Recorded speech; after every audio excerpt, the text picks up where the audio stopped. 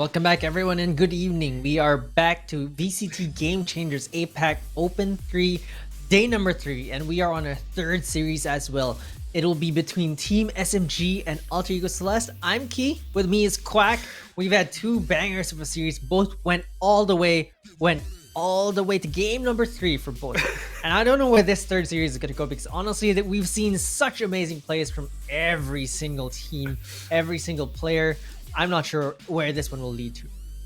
I don't know who to root for anymore. We started on the morning. You said good evening. Here we are, 6 p.m. and it's still going. You want to bet? I'm gonna jinx it, Marquis, right now. It's gonna go 3 maps, and it's gonna go OT for sure. But who's gonna win?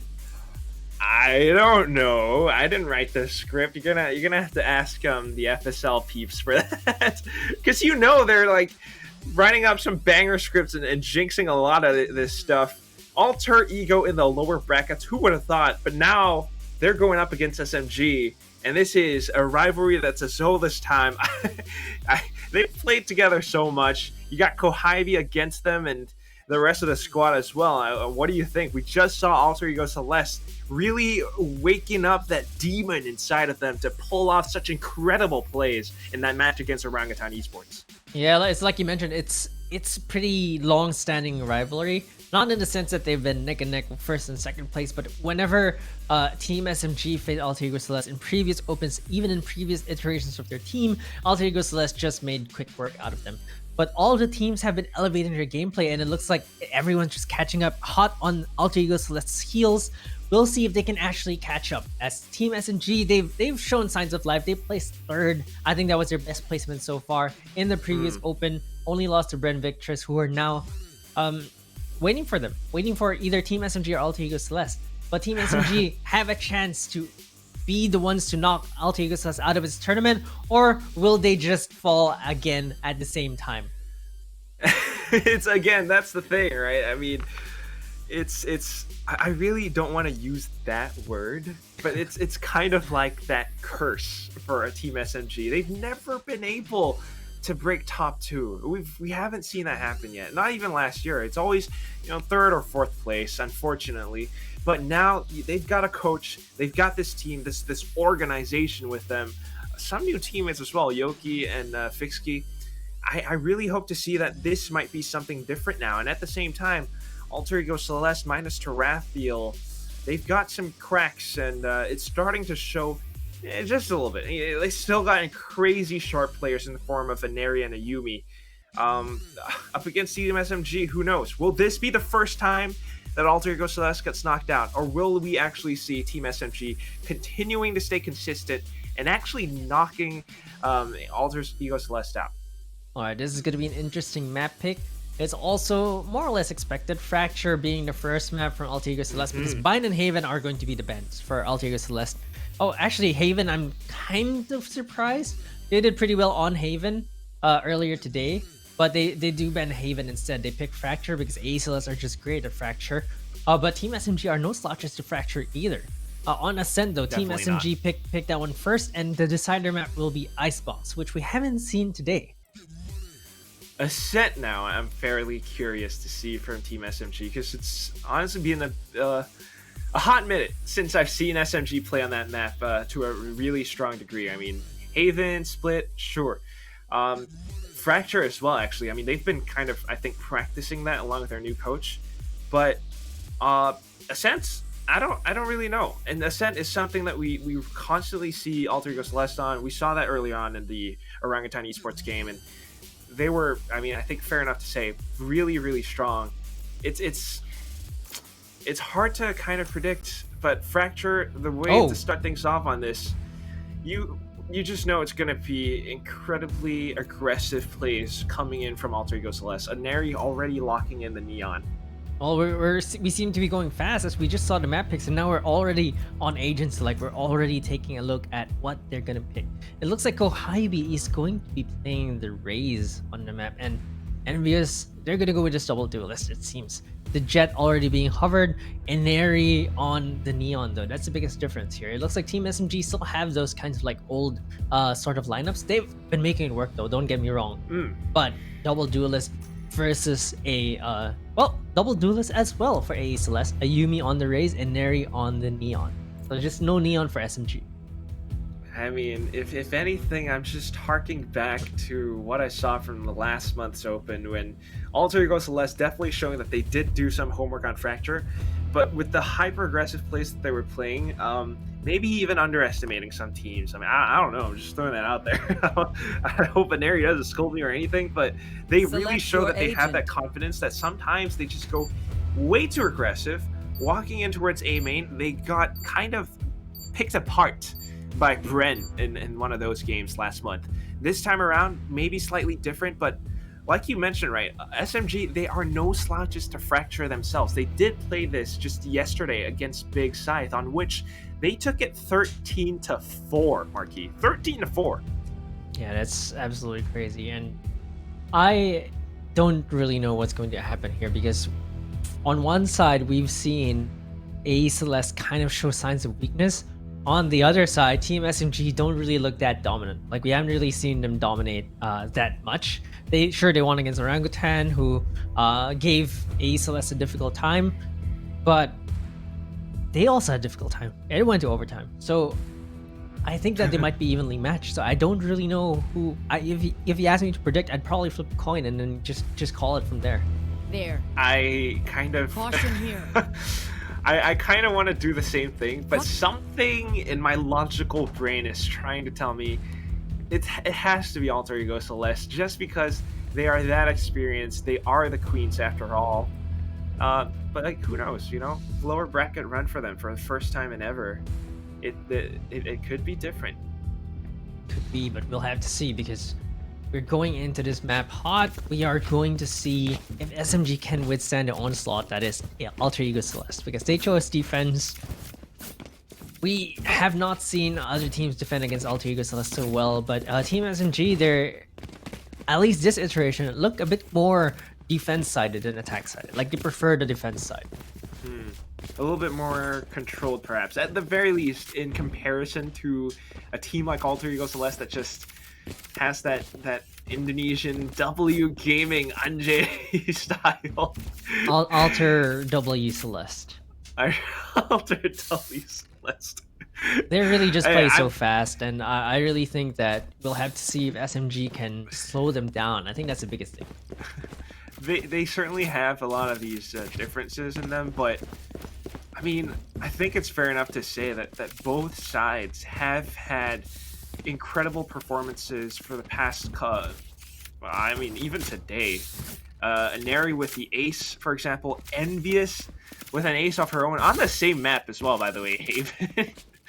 So, I mean, pitting these two together, if you even want to count in Kohibi and Ayumi as well, it's gonna be a sight to behold. Definitely going to be a fun series for sure. Funny thing here for Fracture. There. SMG has won 3 rounds of Fracture for Open 3.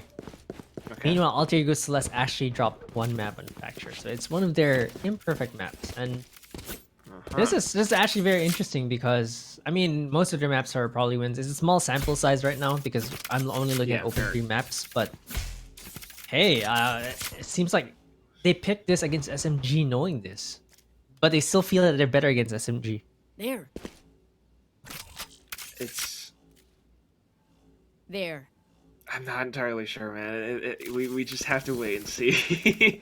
Because a lot of these stats can really give us some glimpses into how they play it, but when these two teams play against each other, especially on a map like this, it's kind of like undiscovered territory, and now they're just going right into it, straight up for those duels, and instantly we see Kohibi as well as Caper Daddy starting things off with a bang.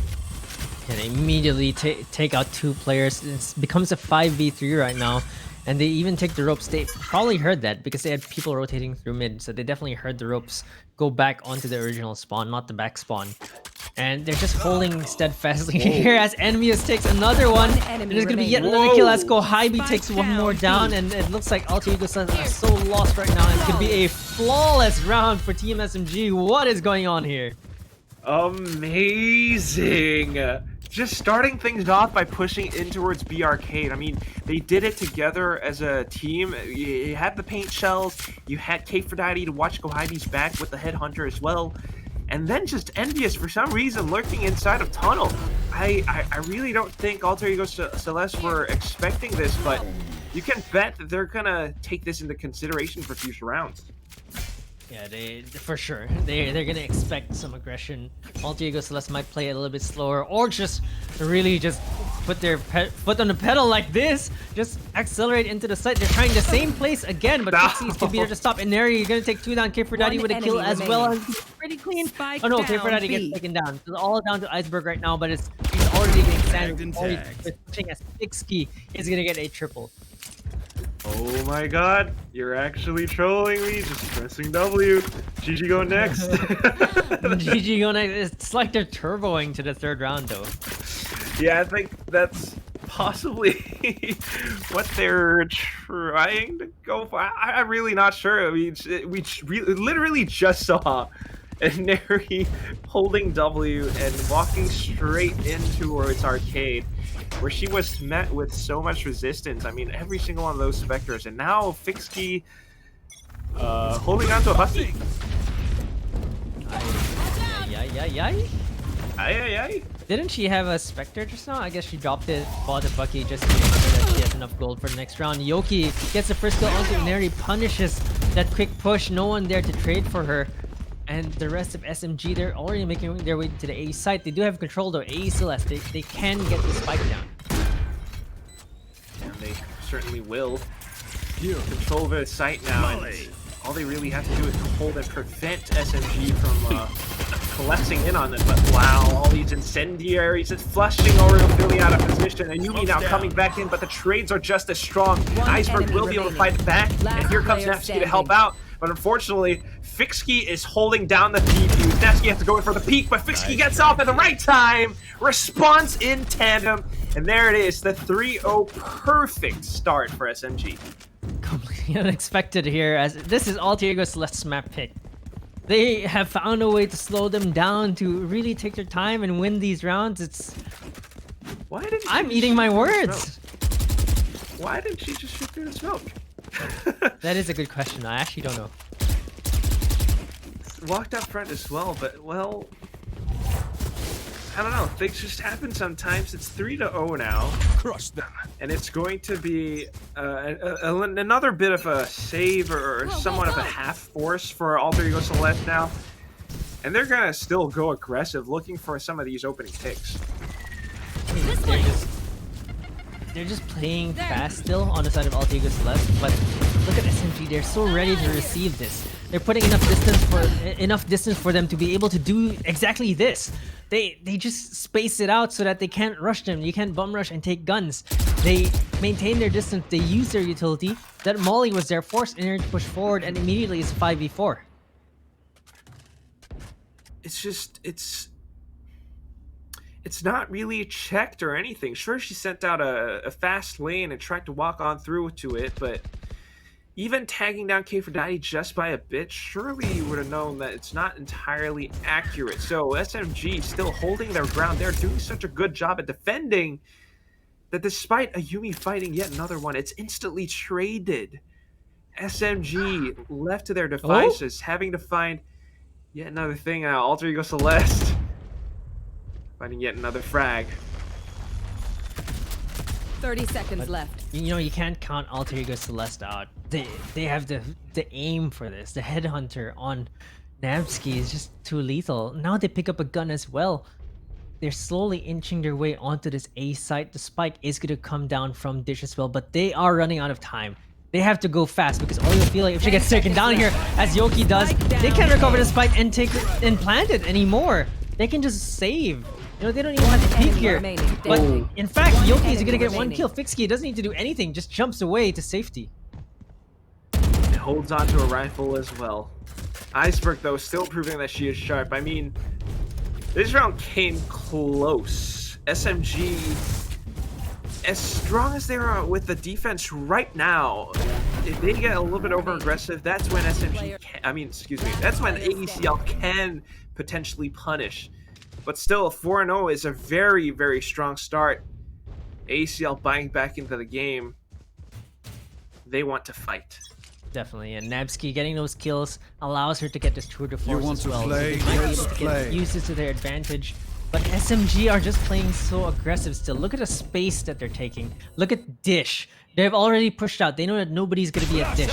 They're starting to make their way and try to get a little bit more territory, but they're slowly stopping. It's a little bit of a controlled push. You know what I mean? There's a little bit of a discipline there. It's not Right just there. pushing forward non-stop. They're still just slowing down, but that's going to be the chamber that they're pushing to. So if they get caught on that trap, they might be looking down the barrel of that tour de force. But right now, this chamber is not finding any kills with his tour de force. It's going to be difficult for him to be effective. Just getting a little bit of info, perhaps. Very, very controlled pushes, like you mentioned, but at the same time, this is Fracture. Might be Dish is only one spot, and now they're sending the Rolling Thunder. This is a big fake, because take a look at your minimap, Marquis. The spike is in towards Tree. They know. There's still 2 members of SMG wow. on B. So they do know. So it's a big fake, but they do get the spike down. It does work, even though SMG knew about it. They're just waiting for the rest of their teammates to come back in to try and secure this round. And Nabsky there's using a tour tour de de force. There's Envious getting taken down. You saw it was going to happen. You knew it was going to happen. But Yeah. Nabsky finally takes him down. No one to trade, but Aneri is going to be there One as well. enemy remaining. Cleans Wow. up Team SMG, and it's going to be a flawless round for Alter Ego Celeste. Just absolutely clean. I mean, yeah, I guess SMG, they had that insurance leaving a couple players there. They even knew where the hit was headed towards, but when it comes down to it, the spike getting planted and them not being able to resist any bit of that, it just means that they're going to have to set up for that retake. And pushing forward, once Alter Ego Celestes are set up, you're walking straight into a death trap, not to mention Napsky with the tour de force as well. Envious walking right into that one. So, I mean, there was that trademark. It's a little bit of info for both sides. It's something that SMG will have to consider moving forward. AECL now playing a little bit more conservative than we're used to seeing. Yeah, they're respecting Team SMG, and they're respecting that they, even though on pistols, they still might get those kills. They're expecting that because SMG, you can see that they're coming out into this map guns blazing. Kohibi is still a threat to deal with on that sheriff. She's gonna push forward. Might be able to find this kill. No, it doesn't. But Yoki is able to take one down. Pixie takes a kill as well as she's able to buy up. K4Daiti with the tour de force gets one. down, B. Even things out. It's down to a 2v2 right now. Very, very devastating. Big presence on both enemy sides, but unfortunately still without the guns. Iceberg a little bit more confident, just goes in for the burst, and Envious is taken out. But who do we So have it's down here? to the 1v2. We've got the tour de force. We've got Clutch for Daiti. You're absolutely right. I see where you're going towards, Marquis, but unfortunately, Napsky just a little bit more patient with the trap plays. She catches K4Daiti when she least expects it. I'm Yeah, feeling very generous. patient play from Who her. needs a buy? Great from AE Celeste to secure that round. They lost a little bit too much though, but they still have the economy for it. So no worries for them on that front. But Team SMG, they have enough to buy yet again. So we've got a little bit of economy going in for them, having won 4 previous rounds, but still, you have to think we want to maintain this lead. And AECL, they're not one to back down from the fight. They've started to step away from this crazy aggression, and it's something that I'm not sure any of us are used to seeing or even used to playing against. Yeah, that's for sure. And it looks like it's going to be a little bit of a tech pause. Not sure what's going on here right now, but you can see the timer is frozen. Okay, there we go. Tech pause. Our interface kind of like takes breaks once in a while, and I don't think he was ready when they're like tech pause, tech pause. Tech pause, and we're seeing a lot of kingdom structures all across the Valorant maps. But again, it's just this Alter Ego Celeste. I mean, you're talking about how you're not really used to seeing them this way, but at the same time, I feel like a lot of these different patch changes, these different agents, it's lovely to see them trying on different hats. Lovely to see them trying on different strats even. because a lot of these teams, every single team in VCT Game Changers APAC are starting to grow. I mean, SMG now, who would have thought, being so strong on defense, ACL cannot just hold down W. Yeah, you can see that they're struggling a little bit. It's 2-4 right now. They won the last 2 rounds, but SMG, you can't count them out. They've gone off to a hot start, and Kohibi isn't even the top fragger on her team, which is something to say the least. Once she wakes up, once she actually gets the frags down, it's gonna be pretty scary for Altiga Celeste if everyone on Team SMG has their cylinders rolling. Rolling cylinders, yeah, sheriffs with the revolver. But man, what a day it's been. Third series now, and we're going right back into it. Aneri popping the overdrive. She's kicked into high gear, and she wants blood. She spotted out Yoki. Snowstopper will be the one to collect on that frag, actually, and they clear out the site. Spike getting planted pretty soon. Surprisingly enough, though, Aneri not going to cut off rotation. She's actually just trying to hold down the site. Yeah, it's a little bit of respect for Team SMG, right? Like being a bit scared to. What was that? That was a drive-by.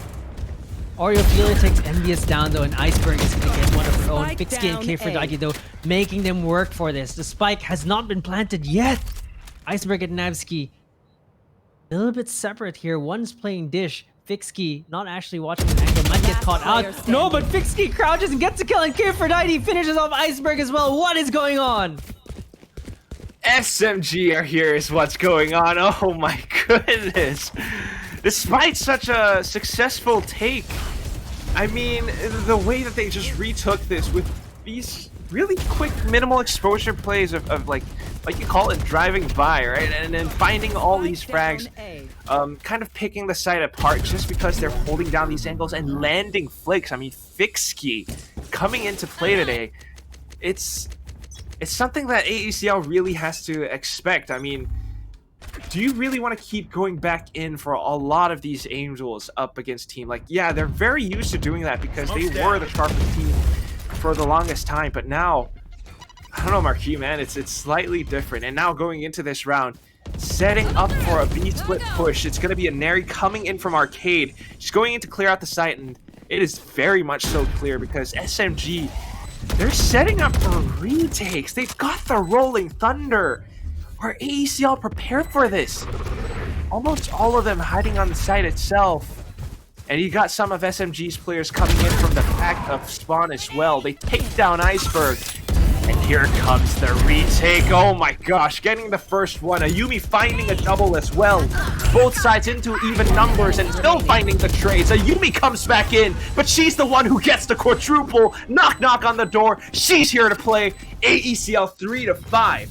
Hero plays from both sides, and Ayumi more than doubling her frags. She had 3 frags before this, and immediately she shows up, gets a quad kill. I feel like we saw this earlier as well. Same position from Ayumi coming in from Arcade, getting a quad kill. That looks all too familiar to me, and you can't count Alter Ego Celeste out. Even though SMG look very strong right now, someone just pops off in Alter Ego Celeste. We saw Aneri pop off once in a while. We saw Ayumi pop off in the previous series as well. And now it's Ayumi. Aneri is also having a pretty quiet game. It's just incredible professional movement coming here from Ayumi, making use of that flashback as if it's kind of a tailwind. And you have to be incredibly fast to do something like that. And I feel like SMG, they know how scary this can be. The defense might have worked out really well when they had the advantage, but now that they don't really have the guns, they have no choice but to respect ACL, giving them the site. This, at the same time, though, is a big disadvantage for retakes, as they might have some positions, but the guns aren't really the most favorable. Natsuki's already spotted out the first, and pretty soon the dominoes are going to start falling. But here comes a shorty. Trey still in from the back. It's pretty secure. Kohibi, the last one, finds one headshot, but she's got 3 players staring down her barrel. That's it, and Neri closes it off. It's 5-4. AECL coming back in. K4Dagi loves her shotguns, and it shows that she's used to it. Jumping off of that, taking 1 kill, making them sweat a little bit, making them lose a few guns. Good for the long run, but Alter Ego Celeste have found their footing and are starting to crawl back into this game. I mean, to start things off on Fracture this way, 5-4. We're going the distance, huh, aren't we? Yeah, it's... I don't know where this is gonna go. But this gun round is gonna be important to dictate that pace, because right now, both teams have full guns, both teams have full buys, and Kohibi is gonna start things off with a kill onto a Yumi. Kohibi gets a second as well, Navsky gets taken down. Not looking great for Alter Ego Celeste. Maybe not. It's certainly looking a lot better for SMG. This is the round that they saved up for, and if they can win it, they start to break that momentum for Alter Ego Celeste now. Up by Dish as well. It's through presence alone. It forces AECL to consider the fact that they're on the other side now, slowing down their momentum by so much. They don't really have control of the site. Yes, they are on the spot itself, but so many players already hovering around them. Still though, Inari quickly straight shooting, getting that first tap in. Spike still not planted. She is backing off, leaving Iceberg in such a deep lurk. Does she want to route back over? I don't think she can. Even though she wants to, I don't think she's able to. They're not rotating away. SMG, wow. 30 seconds left. Right there. Not at all, and I'm not sure if AE Celeste is expecting this, but everyone's just holding. They didn't even see Spike, but they're doing a full hold because they know that Iceberg has not crossed back. They know that she's probably still stuck there. There's gonna be two players on site right now. And Neri finds one. 14 seconds. Yeah, but I don't know if they have enough time. 10 seconds SMG, left. will they force the issue here? There's a flash about to come Oh, up. they have to. Flash out. All of them dropping down. Flash doesn't really blind them, and Envious will strike. Comes in from the sides. Fixky from the front. And just like that, two of the strongest fraggers from the side of Alter Ego Celeste broken apart. It's SMG 6-4. I love explosions. It looks really good for Team SMG right now. And, I did not expect this. I kind of thought AE Celeste would run over that attacking side for quite a bit. I thought it might have been 8-4 for the side of Alter Ego Celeste. Spike. Somehow, just it's still pretty incredible to see how Inari is able to Go, go, go. play it so carefully, finding two frags before actually getting the spike down. And well, maybe a little bit unfortunate, but that was that flash. There were 3 players coming in on him. You So want 6-4 now. And Alter Ego Celeste wants even more. Pulling out the tour de force. They've got a little bit of a buy-in, and they're trying to find something, but unfortunately, Yumi, even with the showstopper, Yoki just shuts that straight down. And after Chalk's in towards A main as well, it's going to be a lot more tougher for them to push in and get control of this one spot, and so Spike much down presence being A. sensed from the other side, but it's still unrelenting. Navsky, Iceberg, they push on forward. They want that spike getting planted down. It's down to this 2v2 with a tour de force, Marquis. Yeah, the tour de force on Spike Aphrodite, planted. still a force to be reckoned with. She's been great with the rifles. I haven't really been seeing her snipe with that this map. But Nabsky also their own tour de force. Let's see if they can actually take this. There's the fault line coming out as well. Not gonna really find any kills for them, but there's a smoke coming out for Fixky. Last player standing. Oh, there's the tour de force. The enemy first kill with remaining. Aphrodite with her own. She's gonna get slowed by the shot from Nabsky though. So that's gonna be a little bit, gonna take a while, and it looks like Iceberg is going to use the Rolling Thunder. She's going to fully commit, but Aphrodite holding an angle. How does she do it? else could do this? She does not have that. Oh, she does. She has the time. I think she's got this. She probably does. There it is. The white orb wasn't really there yet, so thankfully, clutch Aphrodite. Last round before Calm, the switch. cool, and collected. You can throw a Rolling Thunder, but just with sharp aim, she will still find that crack in your skull.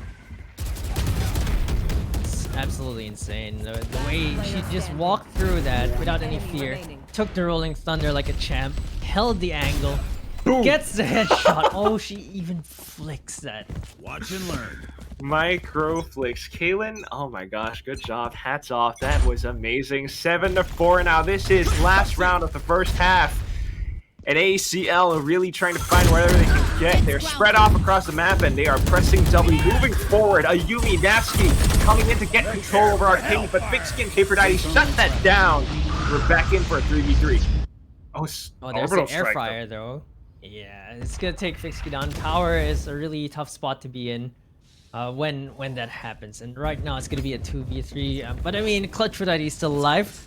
Don't really count Team SMG out just yet because she can clutch, Yoki can clutch, and Ayumi already taken down, Nevsky already taken down. 2v3 right now. Will SMG be able to extend their lead? They're certainly trying to go for that, sending out the aftershock, trying to flush them out of position. At the very least, this keeps them stunned inside of the site itself. Yoki is trying to keep them fully aware, but oh my gosh, the trades.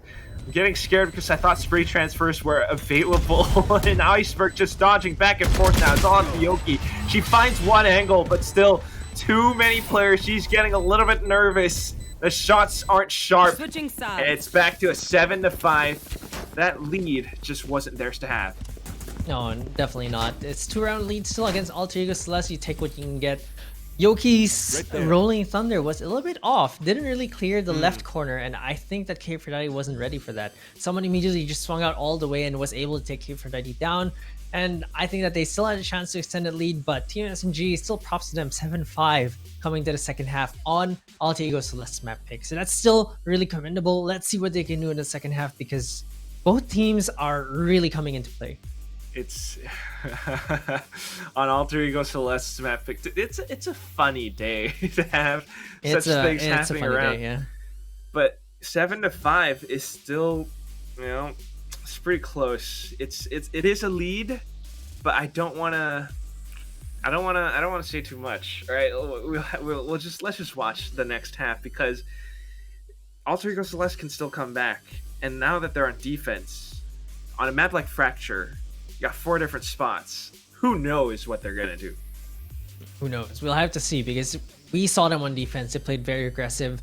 Let's see if SMG are prepared for that because the way they push, the way they take map control, Alter Ego Celeste have this very choky nature on defense where it feels like you're the one defending your base when you're on the attacking side, which is very odd to say. Well, choky is one way to describe it, Marquis. Thank you very much. But we shall see, all right? I really don't want to say too much. People are going to start calling us biased casters again. It happens. But of course, again, the stats don't lie, right? It's facts. We're seeing SMG with a 7-5 right now.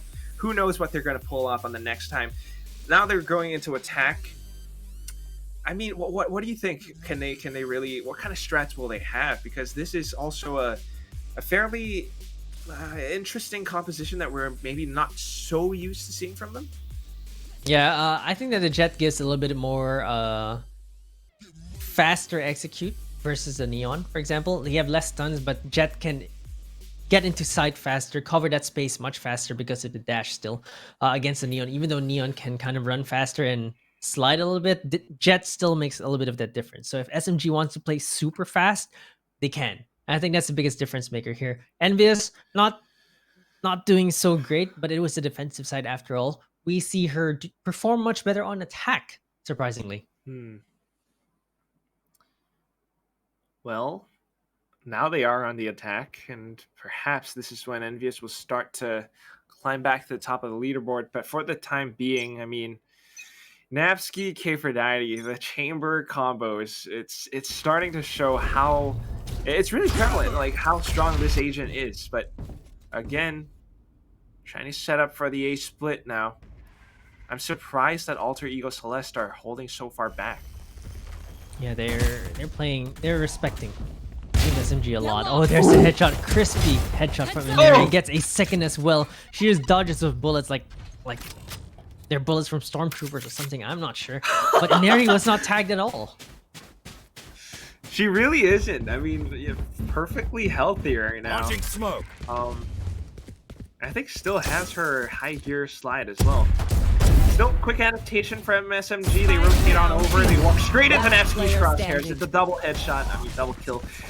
And that leaves Heidi alone. She did get Nevsky, but now they're just shooting through the smokes. And Neri gets her third. Out of charger. It's they've swapped sides. They've swapped sides. This is what we saw from SMG earlier on. Get lost. Yeah, the exact same thing, right? The lockdown on the defense and being able to shut it down. Spike down B. Fracture is One just enemy such. Spike down. I don't know, like, it feels like you have so many choices as attackers, but in reality, you really don't. Yeah, surprisingly not. Especially when you need to find some of these duels in order to gain control over these much tinier sectors of the map, like A main, for example. And Neri is that sharp that she can just watch down the angle alone. There. Meanwhile, the other side, uh-oh. Oh, the judge. It's been spotted. But the alt orb has been picked up as well. Yeah, this judge, if you know what a judge is typically less effective, but Navsky is going to be there with her Spectre, takes Kohibi down. It's an eco for Team SMG, so it's no big deal, no big loss. They just want to get the spike down, and it looks like they're trending towards the A site. Okay, well. Slowly making their way up front. You still have Aneri listening, watching for it. She narrowly avoids the fault line, dodges the flash as well, finds two frags with support from Iceberg.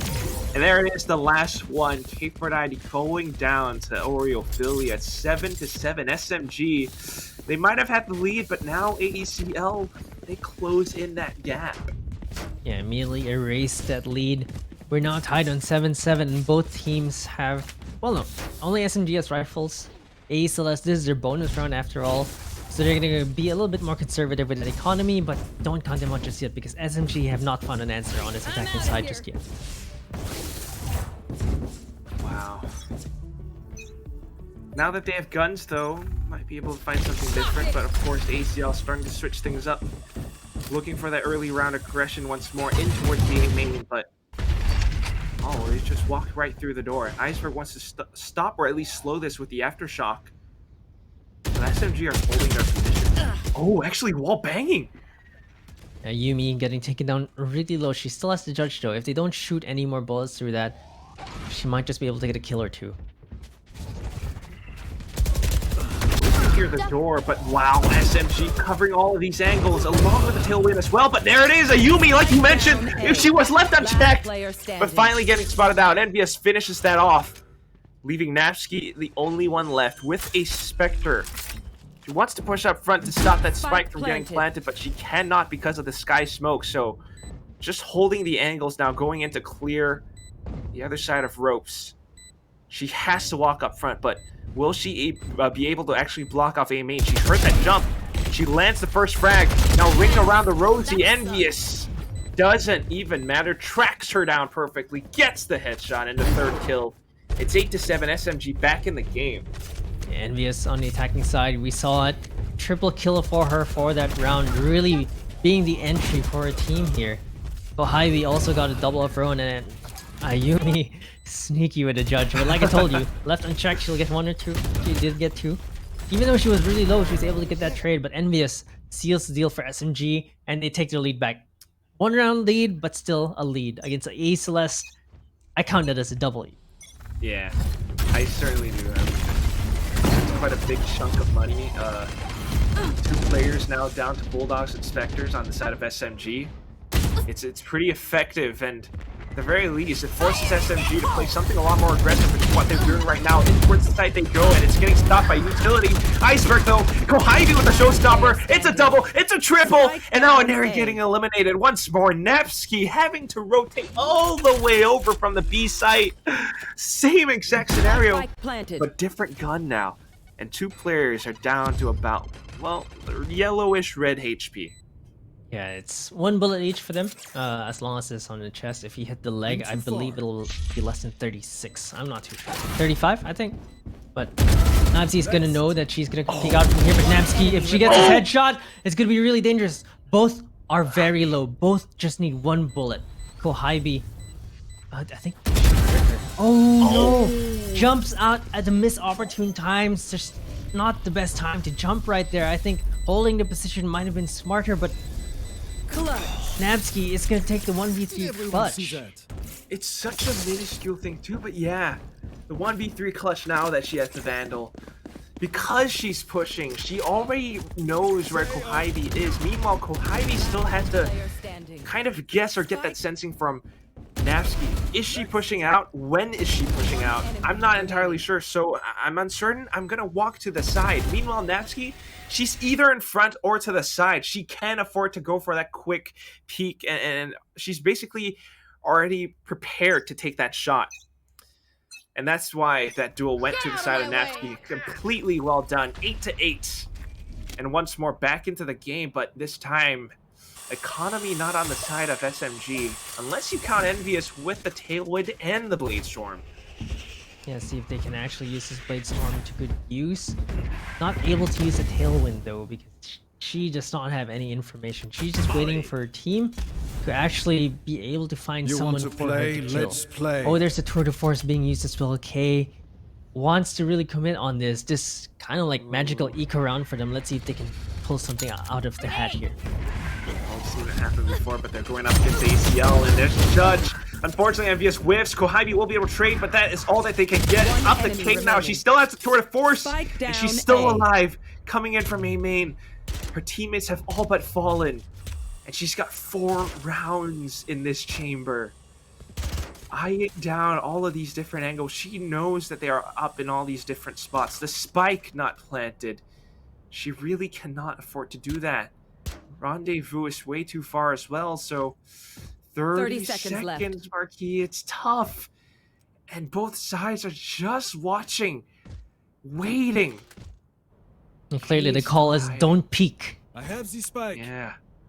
But for K as well, I mean, she has to peek. She has to make a move. And that is what's so daunting. Finally gets the spike planted now, and they are in position. She goes back in for the flick though. Gets the first one, gets the second. Swap to the classic, but the P shell shuts her down. And ACL just completely overwhelmed K4Diddy. Unfortunately, it's not today for Clutch. Sorry to spoil the party. I actually thought it was gonna happen though, but the pain chills were just too good. Like, if the pain chills weren't there, I think she might have even hit the 3rd shot, but that's absolutely amazing play from K4Diddy. Getting as many kills as she can there, and that's absolutely amazing. Such a great play from her, but unfortunately, they do not get there on. They do get the spike plant down. These flicks are absolutely ridiculous. Misses the second, but look at the pain shells here. It's the one that's finishing her off, and unfortunately for her, she was not able to get the last shot in time. I mean, it's just calculated by AECL. They had all of those advantages, but still, you have to credit K4Diddy. Those 2 flicks were beautiful. One in midair, no less, and then it's incredibly fast, but still, they did the damage. A couple of players from AECL on Bulldogs. And SMG having saved, they get the Vandals back in their hands, possibly turning this back into a 9-9.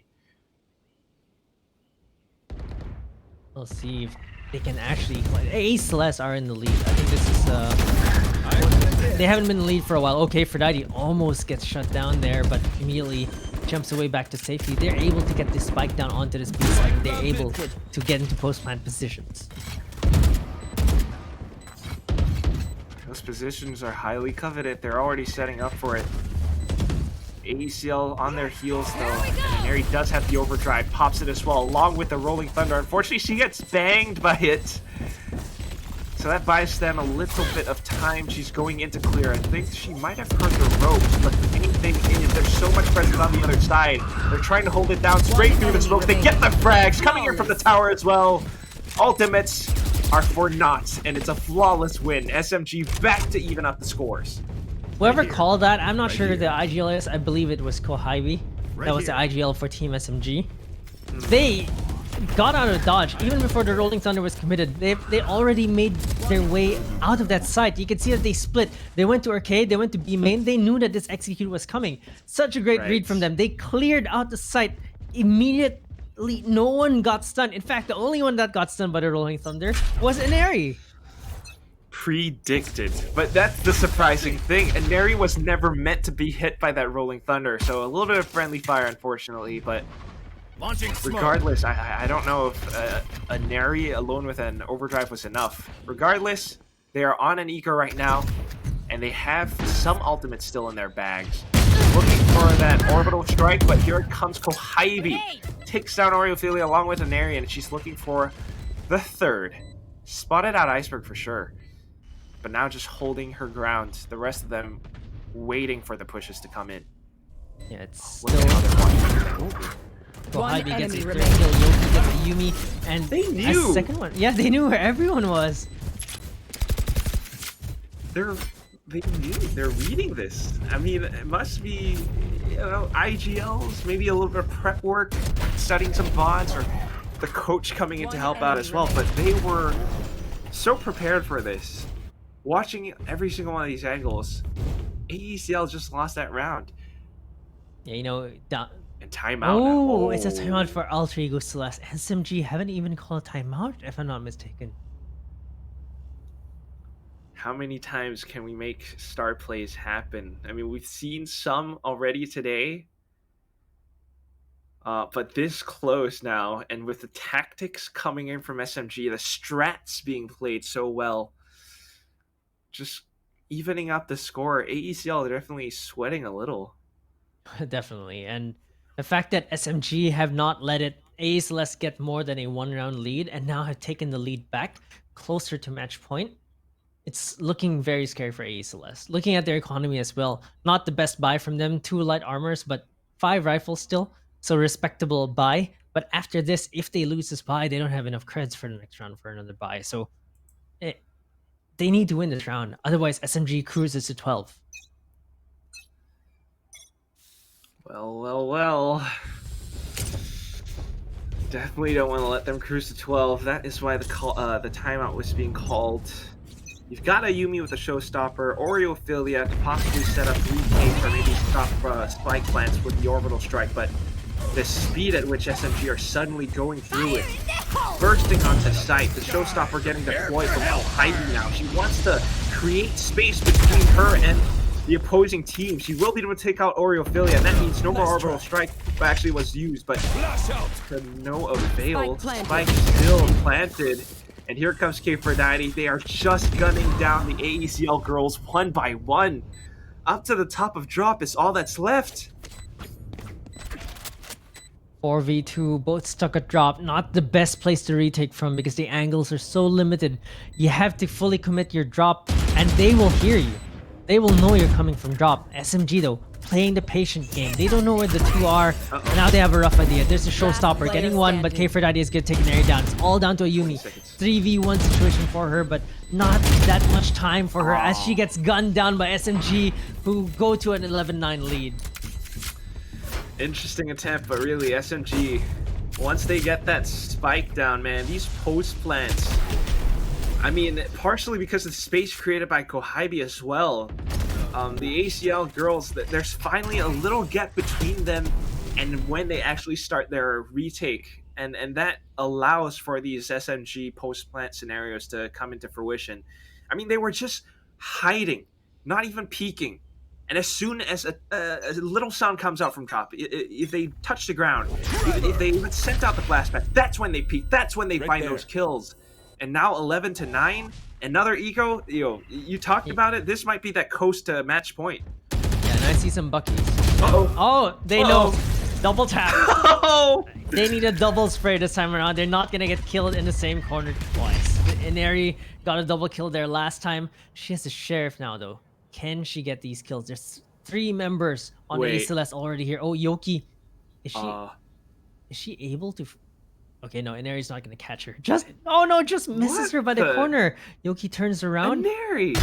Oh no! Yoki turned around, but Inari gets the shot anyway. That's gonna be a kill. She pushed through the smoke. Well, no one else but Inari, clearly. That's gonna be a quick rotate back onto B. The sense on her, she just knows that she can push through that smoke. And that in itself gives them a little tiny little boon. It is an area after all, but 1 girl with 1 vandal. I don't know if that's going to be enough. Apparently it is, because the rest of her team are waking up right now, defending the site from tower. Ayumi goes back in, able to take a chunk out of Kohabi, and here comes Inari, looking for even more now. She gets another one, and all that's left is Fixki. Apparently it's enough. She gets the triple, the double kill to finish it off, and AECL are back in the game. It's not a coast after all. What?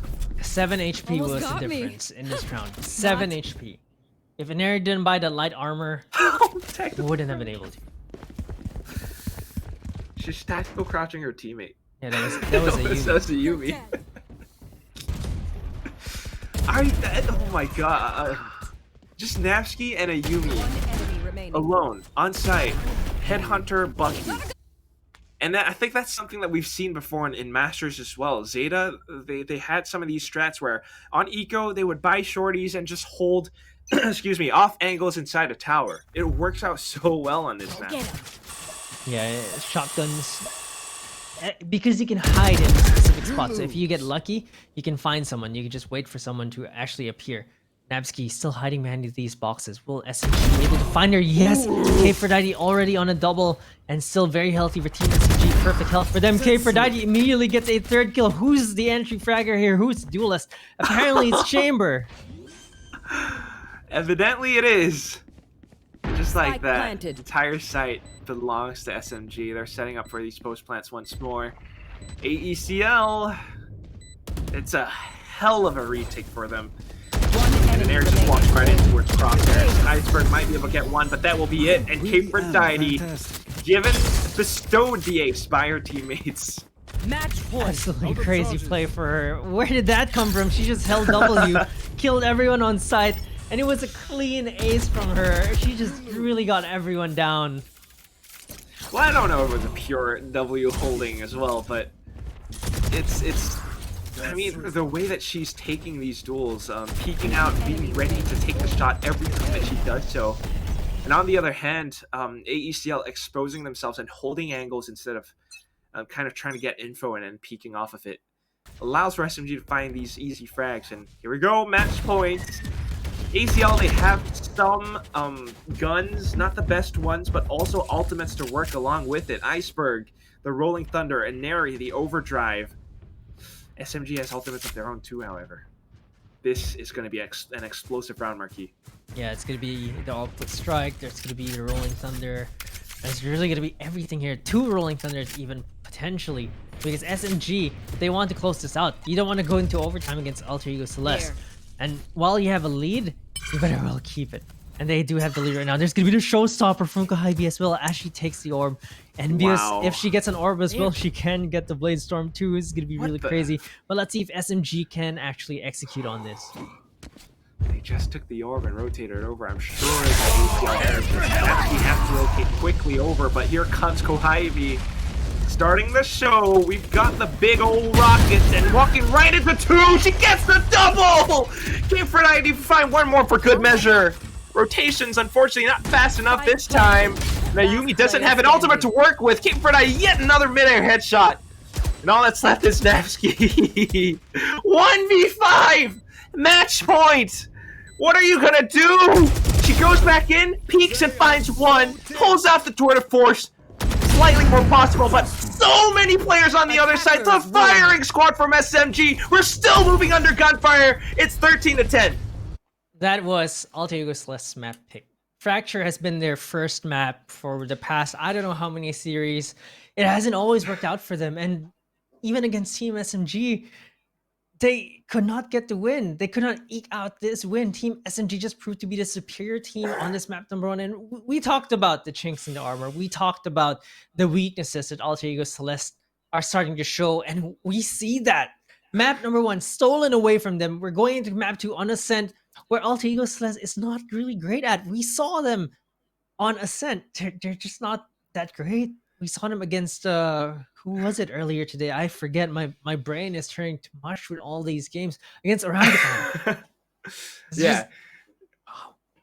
Just absolutely It's a- crazy. You can see MVP, of course, K4Didey. So many clutch plays from her. Incredible. Even converted so many almost clutches. Those kills left and right. The tour de force. She started the game off with so many kills. Continued the game hot. Kohibi had a little bit of a slow start, but immediately ramped things up. The rest of the team also showing up, getting those frags, really securing those rounds for the team. Meanwhile, on Alter Ego Celeste, you can see that they're a little bit missing, a little bit absent, I guess, on the trades, a little bit slower, I'd say, than we're experienced seeing them with. Yeah, I mean, Valorant is a game, right? It still is an FPS. Aim matters a lot. But the way that you find and take on these duels as well, it's such a crucial thing to think about that sometimes AECL, I mean, the first few rounds that we saw, How many times we see them just pressing W nonstop and walking into the crosshairs of SMG, and other times as well holding angles.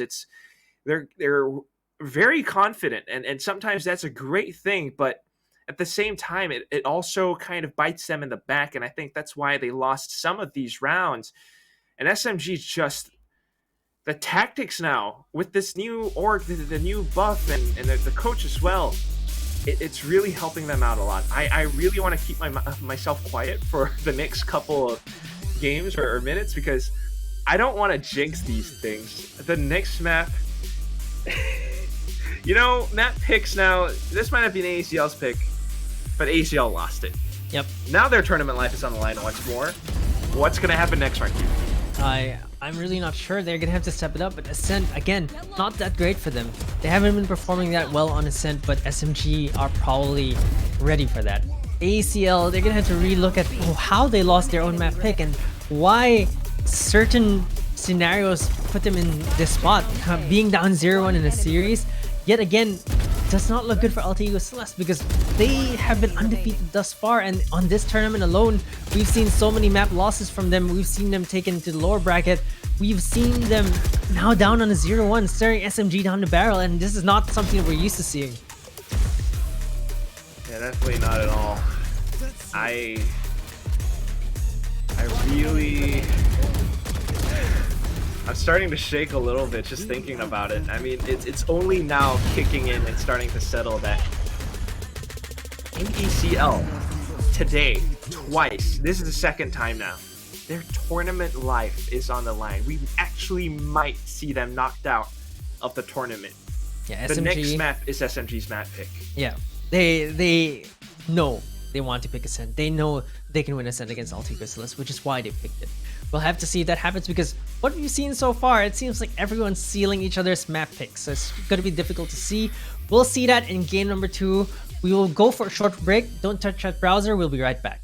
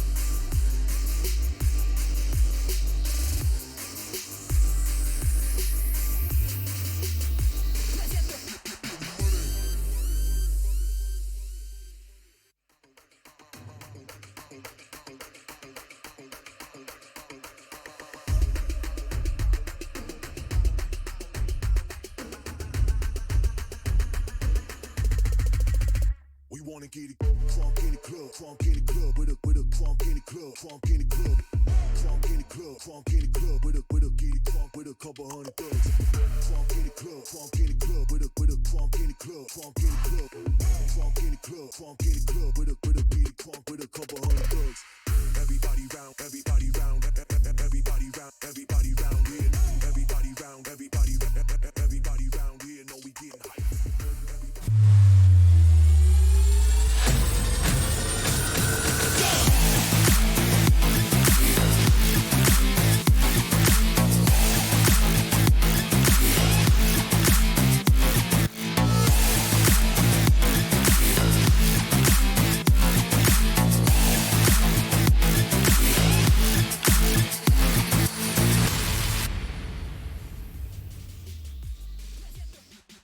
Welcome back everyone to VCT Game Changers Open 3. We are on our third and final series of the day, and we just saw Team SMG steal map number 1 off of a Celeste map pick.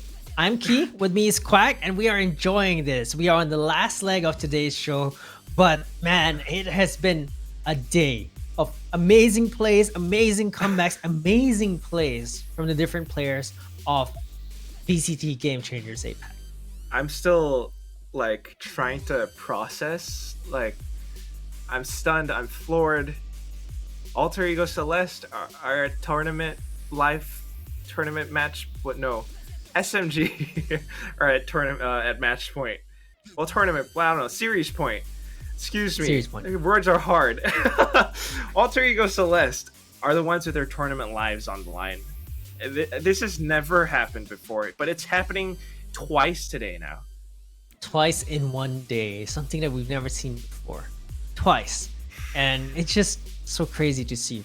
And it just really goes to show. We've been talking about this. I think I sound like a broken record. Every single open I say this, the level of play across the various teams is increasing.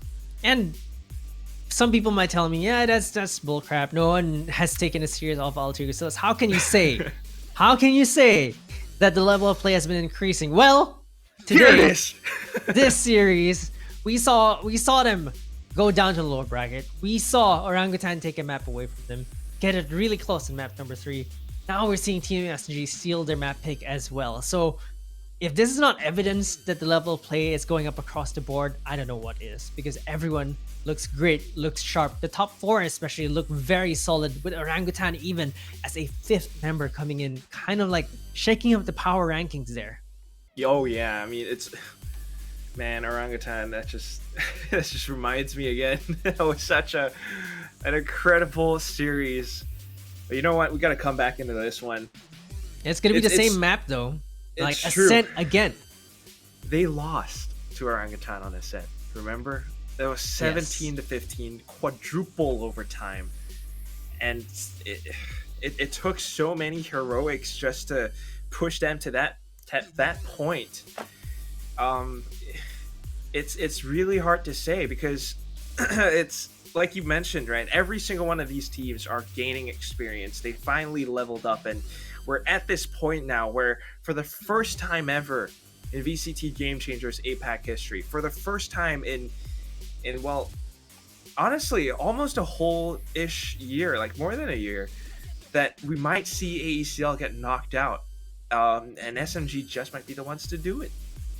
We'll see if that happens, because again, Ascent, Celeste are good on the map, but it's their worst map. So if there's any chance to be within striking distance of that, and if there's any indication of form as well, Fracture was supposed to be one of their best maps, and they're supposed to be ready for that. They picked it against Team SMG. Honestly, I don't believe in the Celeste Fracture. I mean, don't kill me, fans, but like, their other maps are great. I see them on any other map, they're amazing, but Fracture, they look pretty mortal. Even earlier today against Orangutan, even though they won that map, it looked not so clean for them. I think, take a look behind you. You're gonna have to sleep with one eye open tonight. For sure. I have to agree that, okay, so I think that Alter Ego Celeste picking Fracture is something that they're trying to really get stronger on, because they like to stay ahead of the curve. Their other maps are pretty solid now, and they're trying to take on some other things. it's something that, yeah, maybe not perfect right now, but I want to believe that they will secure it even further as we move forward into even more VCT Game Changer APAC Opens. But now on this one, Ascent. We have seen how strong Alter Ego Celeste can be on this one. We just saw their agent picks as well. It's just something that's fairly standard. They picked it earlier on. What do you think about SMG though? It's their flex lineup. So we've seen in this open that, in previous open in fact, that Envious is flexing to Omen on certain maps. It's on Ascent, it's on Split, it's on maps that are more defensive sided. You can see that she flexes on Omen because it gives a little bit more room for a team to play double initiator. We see Yoki is the one flexing instead of a controller. Yoki suddenly becomes another initiator. She plays KO beside Fixki Sova. I think that's really interesting. Double initiator lineup, it really helps a lot for Team SMG because double duelist just doesn't work all the time anymore, especially with the level play going up. Double duelist just isn't cutting it. So double initiator gives a little bit more flex room for your offense, especially on your attacking side. Even if you lose your duelists, you still have the initiating tools to have someone else go in and someone else go frag. So SMG are starting on the attacking side though, so this might be the difference maker here. That is, well, Envious flexing on towards Omen. If anything, though, Oreophilia, at least for the Alter Ego Celeste side, Oreophilia, having picked Astra earlier on, this time she's on to Omen as well. And this, I don't know about you, but this just says to me that Alter Ego Celeste, they are fighting with everything that they've got. They're trying and pulling out all the stops and maybe even going back to some good old comfort picks. It's gonna be, oh man, it's gonna be one hell of a map. Isn't this a different lineup from the previous one? I think Inari was on a Neon, and I believe... No, Inari was Jet. Sway was the Neon. Oh, Sway was the Neon, yeah. But Oreophilia was on the Astra, I believe. That's right. So that's a little bit different so now there. pulling out Omen. Yeah, so we'll see. I mean, if this changes anything, I'm not really too sure. Omen does have a blind, straight line blind, so that's the difference over the Astra. It's an exceptionally strong ability too, especially if you can combine it with Shrouded Steps at times. But Astra, with the global presence that she has, I mean, sure, stars have been reduced to 4, but it's still fairly useful. I think it's highly situational, but now this just says to me that you have to be a lot more careful about how you anchor down some of these sites. Omen might be able to block out A, but if you leave even a tiny gap for B site right now, it's going to take a little bit of time before that dark cover actually comes in, and again, your opponents can just rush right through that thing. If you're not there to assist in the defenses of B, that's going to be tough to deal with. And on the other hand, I mean, just take a look at what Inari's got in her hands. Sheriff. The Sheriff. That's a confidence play, but it could also be the reverse. If she doesn't get those Sheriff shots, it might be a knock on her confidence instead. Because this basically is a full commitment, right? Getting those headshots. It's a little bit of a confidence game, Valorant, right? So let's see if she can actually gain the confidence here. SMG though, quick mid play, immediate smoke onto B, and B side is completely open already. So there's gonna be a 5v5 retake. They're playing so fast. I'm not used to this SMG. The executes are clean. Alter Ego Celeste, they're so scared. They just let SMG in for free. The way they're approaching and clearing out these corners, it's so smooth in practice. They've had this before, but here it comes now. Watching for the flanks. Kfredaddy, the first one to fall, but coming back into it for Ivy. She gets spotted out by an Eri though, and here comes the two of them. It's gonna be the Sheriff that lands the square in the head, and all that's left now. Yoki down to 4 HP, comes out from the other side. She hears them, but will she be able to land the headshots? She needs to do it without sustaining damage, because if not, this is gonna be over. Sticking the defuse now, and of course, Inari puts the final one in as well. 1-0. A fast take, but unfortunately not defensive enough once the spike went down. Yeah, Kfredaddy missed a few shots against Iceberg.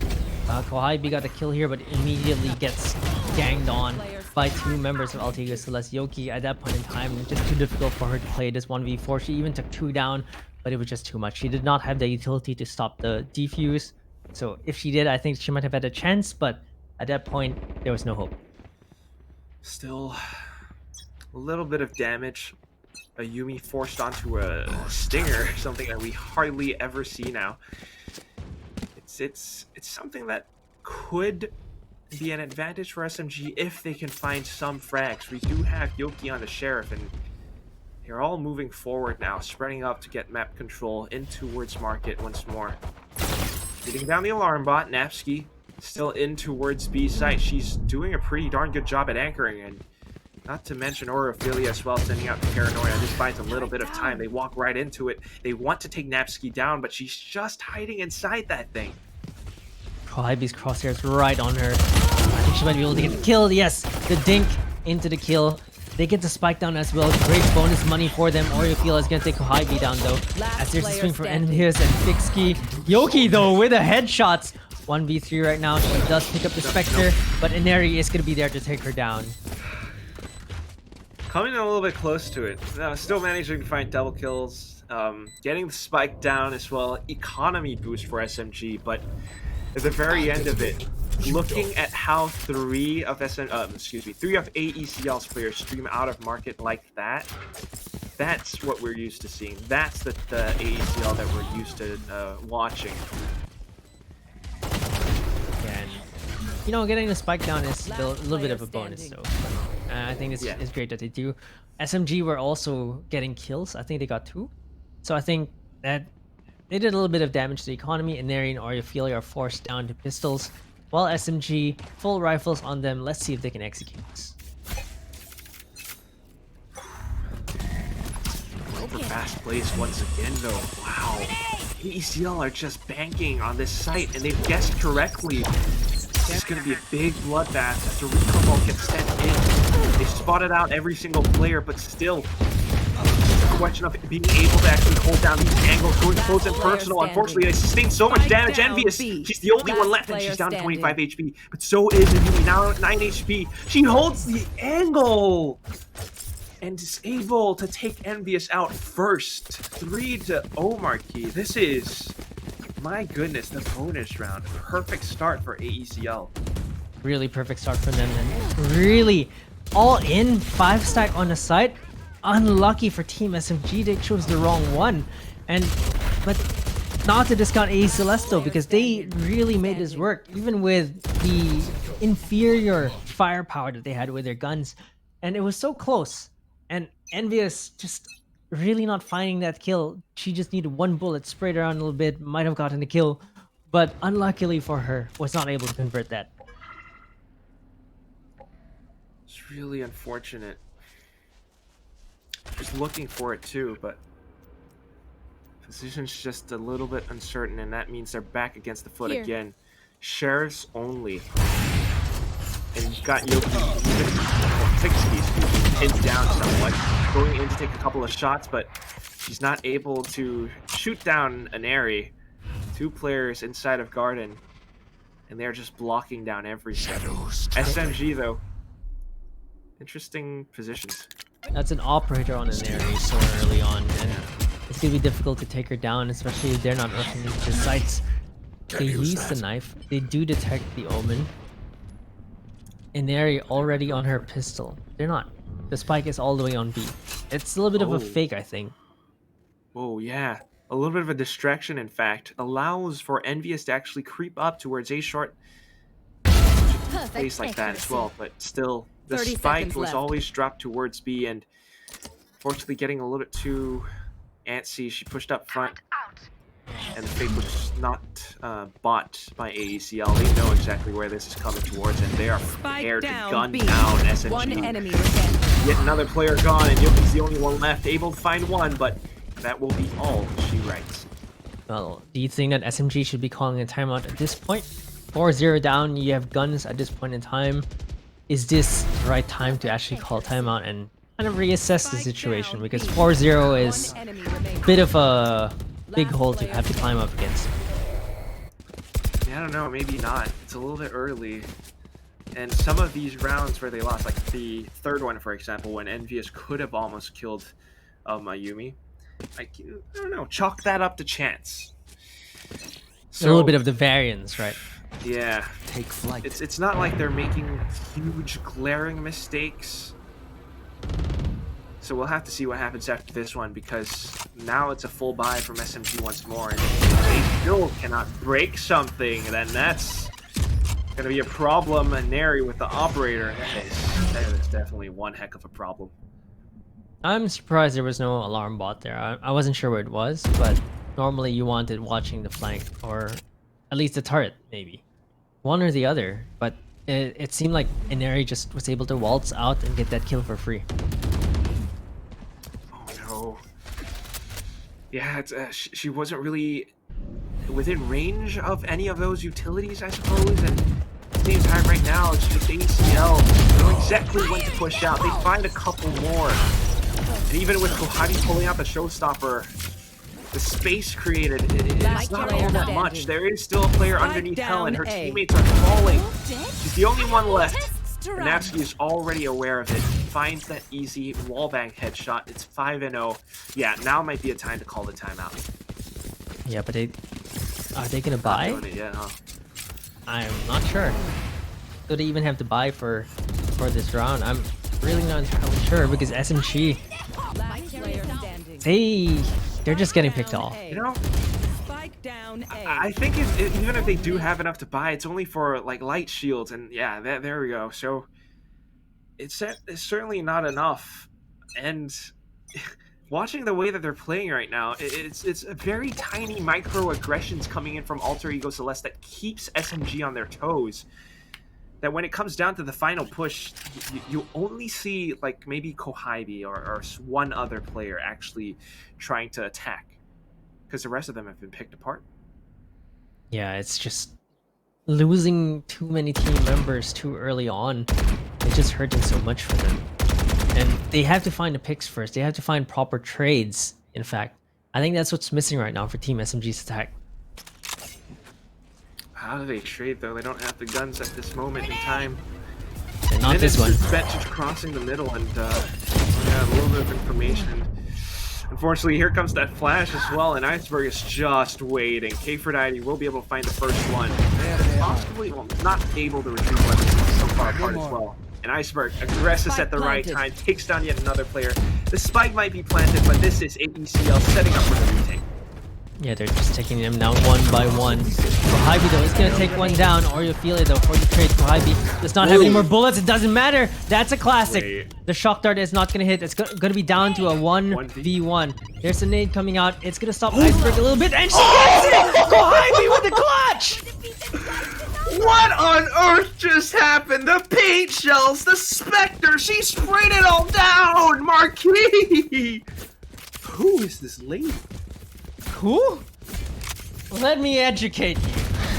Thank you, go! She's Give your me a star class. duelist. She's your IGL still. She's really showing up, really bringing SMG back into this game. That's who Kohaibi is. She's one of the best players, one of the best duelists that you'll see in this tournament, and she's definitely showing why. 2 classic right clicks just take out one player. And I'm surprised that Yumi wasn't really pre-firing the spot as well, but that is what Kohaibi gets to do, despite being so low. I thought that was impossible, but SMG just makes it happen anyway, and now that they have the ultimates, starting to set up some fakes, but Inari has called it way too soon. She sees them, and she knows it's not a full A commit just yet. Still want to you want to stay frosty, and that's exactly what Ornophilia is doing. Spots out Yoki, takes her down. One player detained, but it's not too big of a deal. It's gonna be Namsky detained. She's gonna make her way into safety anyway. It's gonna be K490 playing in hell right now. They're gonna get the spike down. 5v4 retake. The numbers advantage is still on AE Celeste's side, but positioning, I'm not sure. Here's the lockdown being committed from Namsky. There's a Hunter's Fury counter ultimate being committed, but she will pay for her life. No, it's not! NBS is gonna take 2 that flank from Tree. Now it's down to a 4v3. Ayumi takes NBS down to even things out, but K490 is gonna be there. This hell trap for Team SMG. They might be able to get the kills here. They take Kohaibi down, and Iceberg is gonna get taken down by K490 as well. Team SMG reeling it back in. Incredible. I mean, So many things to go through. I mean, first of all, fix Q with the Hunter's Fury just to take out the lockdown. That was crucial. Second of all, the final beam of that, she actually managed to use it to push her exactly back into her generator where she's not exposed to an area. And not to mention right here, Aphrodite with her turret next to her, it actually slowed Iceberg in as she tried to push forward. Just enough for Kate to secure that final shot. 2-5 now. SMG starting to claw their way back into the game. Inari though still with the operator, so that's gonna be really scary. They're playing a little bit more of a defensive position now though. Look at the B players. Both players just hiding behind site. There's a null command being used for Yoki as well. This is gonna be really interesting. It's gonna be a retake for Team SMG. There's a flash. That's a massive flash. Flashes both of them. Gets a kill. Gets a trade as well. Yoki already into the site, already getting the spike down, and they have control over the whole B site. And at this point, how do you retake? Operator to Spectre. She goes up front, activates the Gust of Wind, but Envious has already gotten this angle. Goes in for a quick piece as well, but Kohibi has it from B main! Onions, the layers! It's so tough for AECL to retake at this point, and even suppressed. Oreophilia cannot retrieve a weapon. She cannot really find a clear shot, that she just gets gunned down by Fixkey. And SMG back in full swing, 3-5 now. That's 3 rounds in a row that they've won. Yeah, it looked really one-sided, 5-0, and all of a sudden we're 5-3 right now off that Kohibi 4K, and now Yoki entry fragger KO, and just so much control from SMG. It seems like they finally found their footing. Definitely. I mean, that was a fast take, and it's certainly a little bit of that mental game as well. ACL, you know, very used to taking proactive fights, going in for quick peaks, but this time around, not entirely sure how to deal against this quick aggression. Even Napsky in the corner will get spotted out by Kohibi with a showstopper. Paint shells and Aphrodite now quickly dismissing Inari. 3 players left, and they're so far apart. This site definitely belongs to SMG. Definitely 3 site for them. They also have the superior firepower. It's really just so difficult. Okay, that's 3 detected, but does it really matter? Because they can't capitalize on that. The suppression is about to end, so it doesn't matter. And Aphrodite is already creeping up on that flank. Might be able to try to find Kohibi here, but this Spectre is just so hard to aim with. It doesn't have that first shot accuracy. Ayumi takes Aphrodite down. That's the flank, but it doesn't matter. They're shooting her through the wall. That detection as well. Team SMG from a 0-5. Now it's closer. 4-5. Very close. One more round and they equalize it. Of course, this one was kind of maybe a given. ACL did not have the guns. Now they do. Will they actually be able to stem this bleeding? Because 4 rounds in a row, that is some profuse bleeding. It's hemorrhaging. Oh yeah. Oh, just changing up the pace now though. Mid control.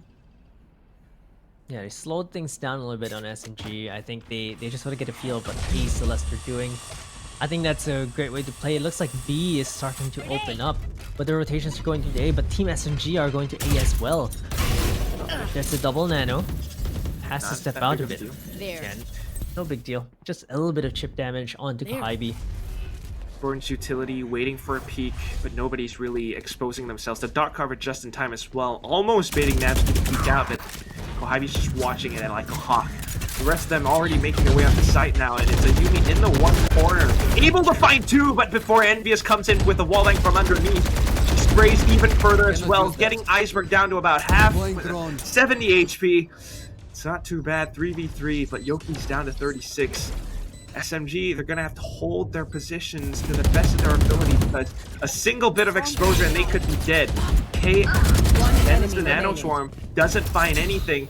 Now it's all up to Yoki. 30 HP. She walks up front, finds 1, but 2 angles exposed. Iceberg takes her down. It's 6-4, but a very expensive round. Yeah, this game is just so close that these rounds really come down to the wire. Iceberg reigns supreme this time around, but SMG, I believe they should have, a full buy. No problem. In fact, They even have another for the next round. And Envious getting the kill here. It was a Yumi with that double kill, actually stopping Team SMG in their tracks. If they were able to take her down, wouldn't have been a problem. But the fact that she was able to get that double kill before finally falling was the big issue for them.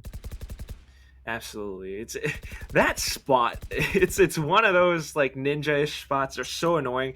You don't think to clear it that much because people don't hide in there so often. It's such a one and done. You really have nowhere else to escape to if you are in such a position, unless you know you have a rendezvous or a shrouded step or something, maybe even a tailwind. But then again, that's just a Yumi things. Peeks out at the right time, finds a double kill, and basically wins the round for a team. Now back into this one. SMG. They know to respect that, and that's why they're playing a little bit more slowly. A similar approach from the previous round, but it's just a quick A-split approach. Not fully committing just yet, though. Maybe using the lockdown to push the ACL players away from the site. Yeah, using that lockdown to take some space. Envious shrouded step to get in safely. 5v5 retake again. Not a fan of these situations for the defenders typically, but Inari with the judge is going to be really interesting. Oreo also doesn't have the best weapon, so even though they won the previous round, it's the blind. Kohaibi wants to run back to safety. Immediately jumps off. Null command being used. Gets detected a little bit for a while. Oh, gets detected again, but Namski is going to be there. It's going to be the flank for her. Iceberg is going to get a kill as well. So that's going to be a 5v3 right now, and it looks like they're just going to clean up shop as everyone just falls. Fixkey gets one. 1v3. She has to play this right now. She does not take anyone down, and A Celeste take round number 7. Did you see that firing squad? I mean, the meat shields and 2 players just in front of the bodyguards for the spike diffuser. And of course, I mean, first of all, Null Command getting popped by big value. Second of all, Napsky with the flank. I really don't think SMG were expecting that. So it's now this score of 7-4. Sure, SMG still has enough bank, but this is the last round of the first half. You really want this one if you want to cement that slight advantage that you get once you go into the second half. Yeah, that's for sure. And one thing that I realized today is that SMG actually gets flanked quite a bit. Especially like Yoki or Fixkey, they're typically holding utility for their teammates, but they don't actually have anything like maybe a kill retard alarm bot or whatever to stop the flanks. And that's one of the biggest problems right now. It seems like they keep losing members to flanks. And right now, A Celeste are on a 2-round win streak. SMG after that 4-0 tear. Oh, it seems like they're the ones getting torn apart this time. And Inari just did that with the Sheriff too. Like, what the? Yeah, she only had a judge. Free upgrade. Like, this is awesome for ACL. 7-4, and again, SMG, despite getting the spike planted, they need to hold it down. There is a lockdown, which is really testy. Hiding inside of dark cover, swings out, finds the first one, gets the second headshot, but now needs to either look for the lockdown or instantly evade it. And unfortunately for her, she gets taken out. That means her teammates are detained now. At least Fixkey is. Envious still. Oh, they're not gonna find her. They didn't find her. Allows for Fixkey to find one, but unfortunately they stuck the defuse. They didn't care about it at all. ACL even getting the final frag doesn't really matter for economy, but here we go, second half. It starts with an 8-4. 8-4, and it's looking pretty scary for me because it looks like it's gonna be a long series yet again. Man, it's 5 rounds in a row for Altiga Celeste, 4 rounds in a row for SMG, and then 3 rounds in a row for Altiga Celeste yet again. It's just like they're finding these streaks and just capitalizing on that. And SMG could not stop the bleeding going to the second half, but again, it is a defender-sided map, and SMG's defense, we saw it on Fracture. We saw how good they could be on defense. They could even stop Alter Ego Celeste's own slot. They went up 7-5 on Fracture, and let's see if they can hold that off on Ascent as well, because you know we've seen that happen before. We've seen K4Dite light it up on the scoreboard. Let's see if they can defend against Alter Ego Celeste, because right now Alter Ego Celeste look pretty good. They look good, and we gotta say that part of the reason why they were able to perform that well, especially on the defense, is because they love to take that proactive control. They love to set up for flanks at times. They love to keep pushing, and even with SMG streaming onto site, they were able to throw a wrench in those plans. They took down 1 or 2 players, and that just means that holding down the site at that point afterwards, it's extra difficult. You know, the lockdown even in that final moment is something that SMG really was not equipped to deal with. Yeah. Moving in on to the next though, I mean, we saw how SMG are capable of defending, sure, but this is now Ascent, and if Alter Ego Celeste really exploit the map with all of these different spots, especially like mid, for example, they might, if they're not prepared, they might get overrun. So it really comes down to how they take this tiny little halftime break to really think, how do we want to play this half? Because it's so crucial that they get the pistol round and they start chaining a win streak before that gap widens even more, right, Key?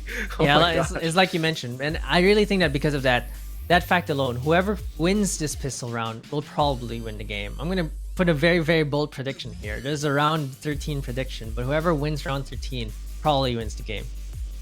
All right, you heard it here. If the opposite happens, you know who to blame. Chad, this is the guy. I'm kidding, but yeah, it's certainly. I mean, any logical thought process would dictate that is how the game should go. We never quite know. In a game like Valorant, anything is possible. And I just can't wait to see how SMG actually responds to this. The way that they're seemingly shutting up for defense now. This has me nervous. Only one player, Yoki, on the A site. Not much other utility. Marquis? A little bit of help? Yeah, they're playing for retakes. Yes, Copium. Copium, yes. All right, tell that. Oh god. She's not even gonna find anyone with her knife. Well, Yoki doesn't, but a Yumi will. Kohibi's still hiding in the corner. She was spotted by the recon bolt as well. Yeah, they're now playing 4B. Oh.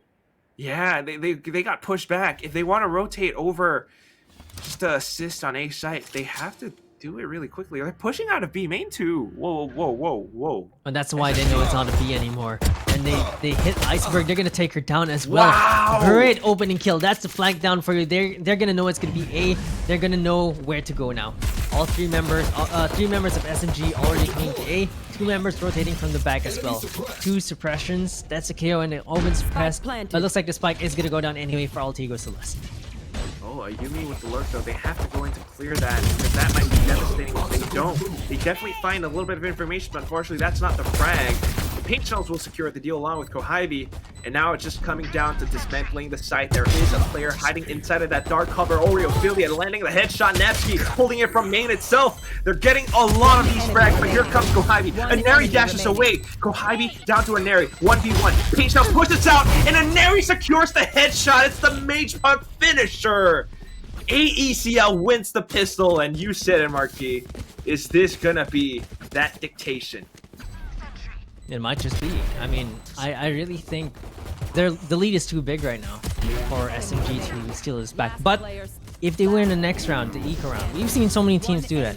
Steal the bonus, the second round. If they get anti-eco, then I think SMG have a chance. But with frenzies, with a shorty, Not I'm not too exactly sure. likely, huh? Oh. I mean, the reads were pretty good. Coming down to that 1v1, unfortunately, Neri's just, I don't know, a little bit sharper. And now Owl Drone comes in. They know where these drones are. Nepsky already in position. Even sidesteps it a little just to avoid even more damage. They have the sight. They have the guns. Spike planted. Now all they gotta do is just about spray and pray. Oh, with a shorty, takes one down though. Riddle's bullets on Oreophilia's back. That cape is going to be riddled with holes. But the hold is just too strong. 3 Spectres on Alter Ego Celeste. SMG, they might have gotten 2 kills, but they can't get the guns. And they can't pick them up. So Aneri is just going to take Yoki down, all down to K4Dite. Not much you can do really. She's going to get chased down. Aneri just dash and updrafted just to kill K4Dite. Again, it's backs against the wall, and this somehow awakens something inside of Aneri. She's going in for a lot of these frags, and that's where she feels the most comfortable. Still, though, that might have been a really good second round for ACL. But SMG are coming back in with a full buy. Fixkey on an Odin. What could the game plan be, I wonder? Odin defense, I like it. It can work Revealing here, area. especially on B side. Very Jesse Vash-esque. Doesn't find anything though. It does not, and there's paranoia coming out from Ivy. A little bit blind, but it's enough to take an Airy down. She's a little bit stuck between a rock and a hard place, but there's the Odin. Oh, she gets paranoid by her own teammate this time around, so Kohibi eating 2 paranoias this round, but doesn't matter. They don't get Kohibi anyway. She's still playing a very aggressive position, even though she's down 46 HP. One down. But Nabsky is gonna take her down. Nabsky is taken down very low though, 33 HP on her. They know that's gonna be a B hit because Yoki's all the way up. This is Odin almost rotating. hits. Oh, they're slowly rotating at the very least. Yoki's still very much so in line. At the very least, I mean, we got Fixkey with the Odin, Daddy with her utilities and a Phantom. See how ACI actually approaches this. They try to go to the middle, but they walk right into Envious, who gets a Spike double. down mid. Traded by Revealing Iceberg area. now. She might be able to pick up a weapon, but 30 seconds have she this left. has to go for the spike instead.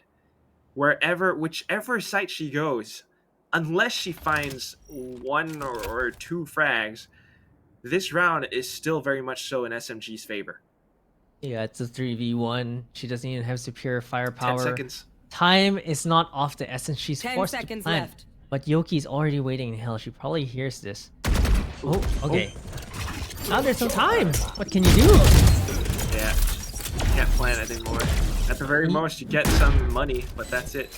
Yeah, she still gets a 300. She upgrades into the Vandal. It's actually pretty good. If you get the spike down, even though you lose, you don't get the $1,000 cred penalty. She upgrades to the Vandal, and she gets 300 for her whole team.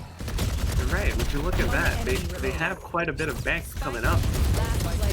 So despite the round being lost due to time, the fact that she got the frag, she got the free upgrade, and the 300 credit bonus, it's not the worst thing in the world for ACL.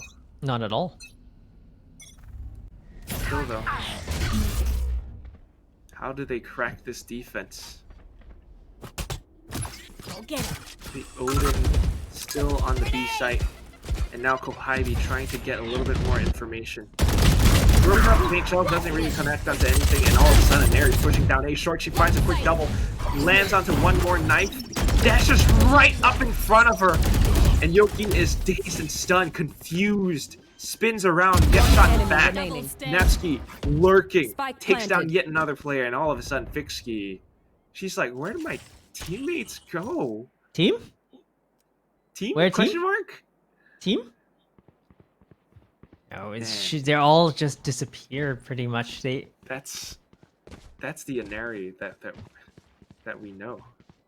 Right Yeah, here. she has 4 HP right now, still leading the charge anyway. They're trying to hunt for Yoki. They really want to kill her. She hears where they are. And look at her. Oh, she gets taken down. Oh, Fixkey! Ooh. Standing her Oh, ground. no. Does she know there's someone in front of her? He's gonna try to spray her down, but no, Iceberg is quicker on the trigger. Gets the headshot. Oh my goodness. That would have been pretty crazy if Inari actually got the Bladestorm headshot onto Fixkey. But still, I mean, she did a lot of that entry work on her own, honestly. I mean, take a look at this. Even the dash in, she might have gotten support from her teammates, but the first 2 was off of her own efforts, and that's just how strong Inari is. So, at this point now, 11-5, it is time for a timeout. Wish it was earlier, I'd say. Though they didn't need it in the first half because they won 4 rounds in a row. But I think having 2 timeouts means that you could just... I mean, it's not a miracle cure, right? Like, a timeout isn't going to magically win you rounds, but potentially just to, I'm not sure, reset a little bit of momentum.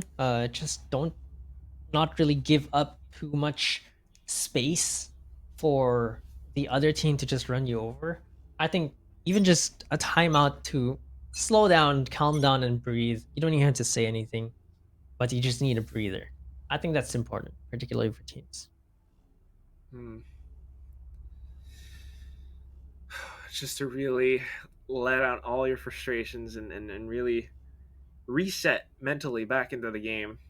Of course, I think some strategies were probably thought about or at least discussed as well. Coaches can provide a third person perspective to talk about some mistakes that maybe we're not really seeing, but regardless, it's now SMG, and they are looking to find a way to really cement this defense. A site being pushed out of, B site, B main control being gathered, and ACL and Neri just completely bypassed all of it by walking all the way past market. Aureophilia even somewhat of alert towards the middle. She finds out the first player. You can hear some footsteps. Oh, Spike that's a down, big scout to attacker find. Spike carrier dropped. Oh, Oh no! Oh! She picked it up! Whoa! Aureophilia! It's the Oh my- yoink. Dude! Spike planted. Dude! Oh my god!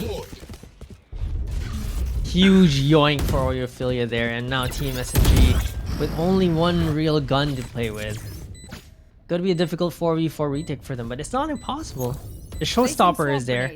They do have an Ares on Fixkey still. Yoki has the Vandal and a little bit of light armor, so that's still not bad. If Kohibi is able to use the showstopper to good use, maybe use it on Hell, but no, Inari is gonna get taken down. Fixkey gets one though. No kill from Yoki, and A Celeste are just gonna clean up shop.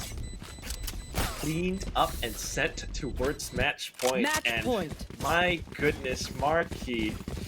What a play that was from Oreo. Honestly, like, only in Valorant will we see such things.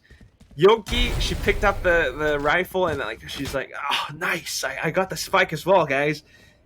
And then all of a sudden, from the shadows appears. You have to click in your brain like that quick. Like, I need to shoot this shadow before it picks up the spike, but Aureophilia already got it. Yoinked. And You just really like don't that, have all that the much post time. plants. You have to have been prepared for that and True. lined your crosshair up. There's almost no time to actually aim yeah. for that. So it is, man. Match point now, and ACL looking solid. Oh my god, even with the lockdown too. Initiated. Oh, they have the ultimate fake. to use. It's a fake. Hunter's There's a Fury. Hunter's Fury getting committed. Baited. Oh. And they should know it's a fake, right? If they don't know by this point, man, that's not good anymore. Here comes Null Command, execute on towards the A site. They've already pushed out of Garden. At the very least, maybe they find the lurkers. Yoki's looking for it. Spike planted. Finally spots! Almost walked right past. And then the second one, Ayumi. They got two. Pretty good, but oh, big flash. Yeah, but she doesn't convert any kill. She does take Yoki down. Oh though. my- Takes a second down, but they can revive Yoki as well. There's a showstopper being used by Kohibi already to buy time. Yoki's already been rezzed. 4v2 right now. There's a paranoia, and Neri can't see anything. Is suppressed as well. Showstopper does not do any damage, but Fixkey is gonna spray through, and Fixkey is gonna finish this round. I'm not quite sure what happened with the showstopper, but thankfully, due to SMG's retakes, just figuring out like, all right, maybe we were baited, but they still read the situation correctly at the end, and then setting up for such a possible flank, if you will. I mean, all the way through catwalk, through A main, that is a flank, and it certainly catches ACL a little bit off guard.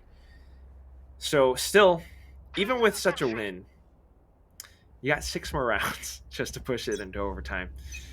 Fixkey again bringing out the Odin. You think it's possible, Marky? I think anything's possible, but not when Altigo Celeste are just absolutely dominating. Look at this Kohibi. Not finding shots. Even gets taken down by Namsky, so not like this. No, she wasn't blind when they were shooting. It was only blinded after, so it's a little bit late. Fixkey gonna get one down. Has to jump away to safety. This Odin might still be a little bit scary to deal with. She's saw caught the bear. Aureophilia. She knows she's there. She might be able to shoot the wall through that. Nope. She gets taken One down. She enemy gets was alarm standing. botted, and this does not look good. It's K490. I know she's clutch, Spike but it's planted. 1v4, and I don't have high hopes for this. Vandal in hand though. 1v4. Oh. How can It's this one by smoked one? off too.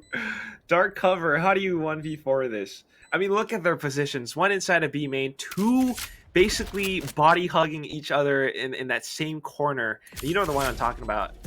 Somewhere around Speedway on the other side of the boxes. And then you've got a Yumi, the last boss inside a boathouse. Oh my goodness. She even gets flashed as well. She's running out of time at this point. Aphrodite goes back in, finds the first headshot, goes back in to clear even more. She gets yet another. She has a lockdown, but Dave's just spraying it down. Attackers Navsky win. suppressed and fired, riddle full of holes. Aphrodite tried, but unfortunately 13-6. That will be the score. We're going the full distance today. What did I It's gonna say? be Call it. a 9th map. We're coming to, but it's 8 p.m. This is gonna be a 9th map it in is. this game. It's absolutely insane. The teams have been playing out of their minds, and Celeste steal a map pick back onto their favor. And we're gonna go to map number 3, which is gonna be Icebox. But let's just talk about this game. What went wrong for Team SMG? I mean, honestly, it's just with the defenses. They got kind of slowed down so much. They weren't really able to hold off when Neri gets to do the things that she does. And at the same time, once you swap sides, it's really unfortunate because every single time that they tried to commit into a site, I mean, don't get me wrong, it started out pretty well with the almost comeback, right? They won 4 rounds in a row. But after that, everything else was just snuffed out because of, you see, the MVPs. I mean, despite Kohibi's efforts, Iceberg, Ayumi, and Neri, Napsky are all real failure as well. The entire team just came together with bits of proactive control that SMG, I think, they really just got a little bit spooked. Yeah, it's like you mentioned, it's the control. It's really man. being able to, well, be dominant, as you see in the stats here. Dominant in every single way against Team SMG. Even though this was Team SMG's map pick, they just look lost this time. And that's really surprising to me. It really does. Especially given how how much better they looked on Fracture, honestly. So that is what we have. The MVP handed over. I mean, it might not have been an area at the top spot in terms of ACS, but still, you cannot deny that there was that one round where she did all of the entrying basically on her own. And then the rest of her teams are really helped her follow through on it as well. And that is the ACL that we all know and love. And now both teams, tournament lives on the line. It's just today has been absolutely insane, Marquis. Yeah, that was a round that was so different. The 5 stack on the bonus round, I think that's what turned this game on its head that early in the game. And I told you, the team that wins the pistol round in the second half is gonna win the match. It worked out. I'm not wrong this time. But Fixkey tried to keep this in the game. They just couldn't close out some of the clutches. It was so close. You can't really count SMG out. Looking at the stats, while they were all in favor of Altigo Celeste, it wasn't that far off because SMG made this very close. But they just couldn't close some rounds out, and because of that, they just kept bleeding and bleeding until Celeste just took control over the game and secured the win and tying the series 1-1. Yeah, I mean, Odin itself wasn't really enough either, even with Fixkey's efforts, even Kohibi trying to go on the aggressive plays at times. But at the end of the day, I mean, this is now AECL returning back to somewhat of their original form. It looks good, but who knows? Icebox? I oh yeah. But I don't know. I really don't know, man. I'm really not sure either. Both teams are pretty good, but we're gonna see Icebox soon. But we're gonna go for a quick break first before we end this day with the final match of FSL or VCT Game Changers Open 3.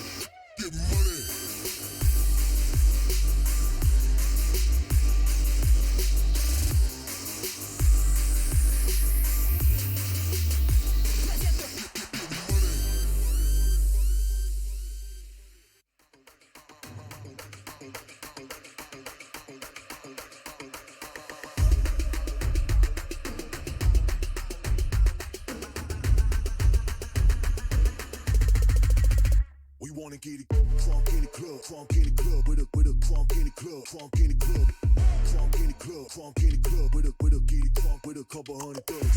Crunk in the club, crunk in the club, with a crunk in the club, crunk in the club, crunk in the club, crunk in the club, with a get it crunk with a couple hundred thugs. Everybody round, everybody round, everybody round, everybody round here, everybody round, everybody round here. Know we getting hype. Everybody round, everybody round.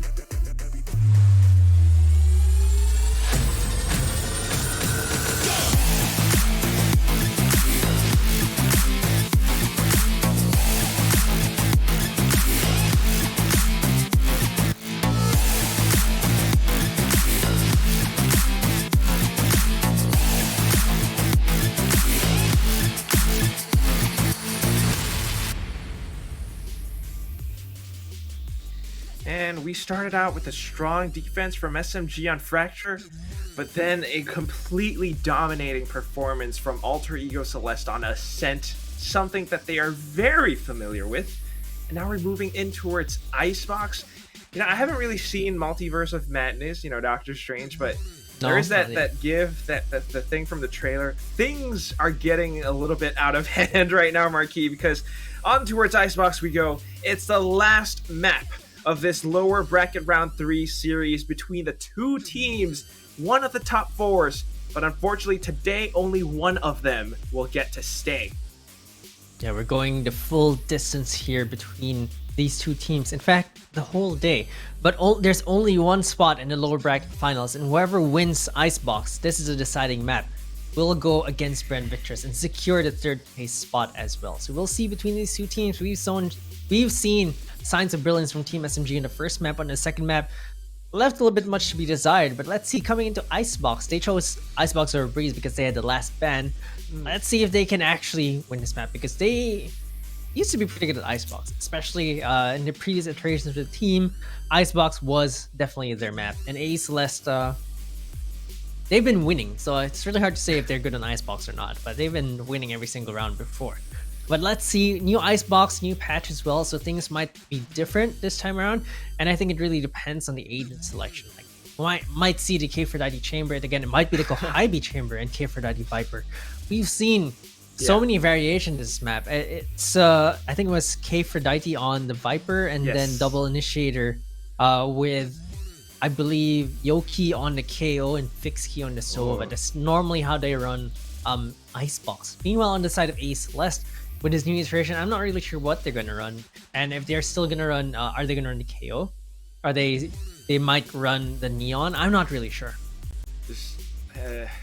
I was just like taking a second, like while you're talking about all that, going through my brain, my memory libraries to find like clips of Alter Ego Celeste and Icebox, and I certainly remember several crazy plays and clutches from players like a Yumi, for example. So I definitely don't want to count AE Celeste out.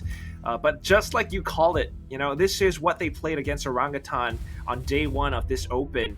K4 on the Viper, Kohibi on the Chamber, double Sentinel instead of the double Initiator or double Duelist. It didn't work out so well on day 1 because they lost to Orangutan 13-8. So how are they going to fare this time against Alter Ego Celeste? I'm honestly a little bit scared for them. Yeah, it's a little bit of a difference. So it's not the KO anymore in Yoki. It's gonna be the Sage. We'll see how this pans out because this is Alter Ego Celeste after all. And I think the true telling, well, what's going to show us how this map is gonna go is this first half, because Alter Ego Celeste are the ones attacking, and Icebox is notoriously attacker-sided. Let's see if they can hold off this onslaught. They really do have to pull that off. Of course, though, SMG are actually starting on the defense. They were the ones that banned the map, but they did get that early pick off as well. And now Alter Ego starting out on the attack, which is what they're very comfortable with. You really need all these rounds. I mean, once more, just to remind everyone, lower bracket round 3. Tournament lives on the line for both of these teams. Only one of them gets to move forward now. And it's a question of, will Alter Ego Celeste, will this be the first time that they actually get knocked out? Will we actually see SMG move forward and cement themselves in the top 3 spot? It's a big question. Yeah, it's really hard to say. And between the two teams, like the other possibility is that Alter Ego Celeste makes a lower bracket comeback into a grand finals and get the revenge against X10. Oh, Will that be the it's possible storyline? too? That's also possible as well. So we'll have to see, because SMG versus A Celeste, this is the last map of the day. This is the last map of the series as well. And whoever wins this secures 3rd place. Really can't ever just count either one of these teams out. This is the one. And once more, starting things out like this, I mean, just going through some scenarios, it's already lining up on the selection screen right here. A Yumi against Kohibi, Chamber versus Chamber, Napsky, Kfredite. I mean, both are clutch players, and then of course, Envious against Aneri. Both of them had incredible performances for the past days, but I dare say Aneri's just a little bit sharper. Aneri just has a little bit more of that star power within her. I'm honestly frightened, and I can't watch, man. Here we go. I think SMG's lineup is pretty geared for defense, and we'll just have to see if they can still stop this. It looks like A Celeste have a good read of SMG's defenses though, as they break down that middle all the way into B. Oh no, Iceberg! They don't know. They found my trap. They didn't know that SMG would push out. Iceberg gets taken down, but it's still going to be okay for Team SMG because they can actually collapse onto this plant. So this B plant is going to be secured. Oh, they heard that rendezvous being retrieved. So this is a very unfortunate start from Alter Ego Celeste, because losing 2 players outright now, and Napsky not being at range for that classic right click. It's certainly something that doesn't really help them out too well. Instant trades and whoa, What? Fixky with the frenzy at that range, and now Envious up close and personal. It is a near flawless win for SMG in the pistol. Ranged friend wouldn't work, but they do make it work, and they do get the round win. SMG gets the pistol round. Was it flawless? No, they lost 1 player because of Oh. Aureophilia, but still, it's a great start, and it's one that, you know, might just kind of force Alter Ego Celeste back into that pressurized state. And when there's pressure, you know, sometimes you're prone to making some mistakes. You never know. For sure, but a lot of pressure can also make diamonds, so we'll have to see how much pressure it is, and let's see how they take the pressure. It really just is about how they handle the pressure. Envious gets the first kill, gets the tailwind prepped up, dashes away, uses a smoke double cloudburst. In fact, runs back to safety, gets out of a dodge there. Kohibi, on the other hand, is pushing mid, already in the Shit. kitchen. And there's even updraft just to get a little bit further information now. So they can kind of confirm that this hit is definitely going in towards B. They've already pushed past green as well as almost yellow. So the rest of them, the question is, are they going to want to go in for that flank? I mean, is it even necessary? They have all of these Spectres, so just walking up front now. Envious finds his 2nd frag in the round. Gets tagged in the face by Napsky with a classic. Ooh. Spike that not was- planted yet, though. That's nasty. The classic left click headshot, and Envious just gets taken down. It's still a 4v3. They still don't have superior One enemy firepower, but they remaining. do get the headshots. Down, Kohibi and using a classic to end Nabsky. SMG win and go up 2-0. It's another round, 2-0. And also one where they don't really lose that many players. Their economy is looking pretty good. This is not the cleanest, but it's still a good start for SMG and one that they can use for the coming rounds now. Alter Ego Celeste with the full buys. One enemy remaining. I mean, so far it's still hard to say just because it's a disadvantageous start for them, but they've got the full buy now, and I'm not quite sure what they're thinking, but all 5 players positioned towards A. Maybe just a quick take. There it is, the entry. A quick kill onto Aphrodite with a headshot from the Vandal, really using the range of the weapon to its advantage. And now they're funneling into the A site. There is a wall though that's going to slow them down a little bit, but they're going to use a wall of their own to get this spike down. And there he is going to take Yoki down as well. Unable to peek for a third, but Fixky dinks her. Makes her miss due to the aim punch, all down to Fixky with 5 HP. Not much she can do here, but make it as expensive as she can, as Oreophilia with the triple kill. I mean, Alter Ego Celeste, when you have Veneri finding entries for you like that, and then the rest of the team to follow on through again, that's why 5 of them are positioned together. It's the trades that they are looking for. And it's something that really gives them that successful site take that they're always known for. First 2 rounds might have been good, but SMG are going to have to adjust now. They're going to need to adjust. It's going to be the buy run for them, so let's see if they can convert this. Positioned slightly differently. Recon Vault instantly shut down by a Yumi.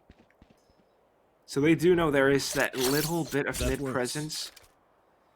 But also A is kind of a question mark right now. Nothing really being spotted around B, but that Viper's Pit, it's fairly shallow, and it's one that kind of almost invites AECL even, because they will be decayed if they walk through it.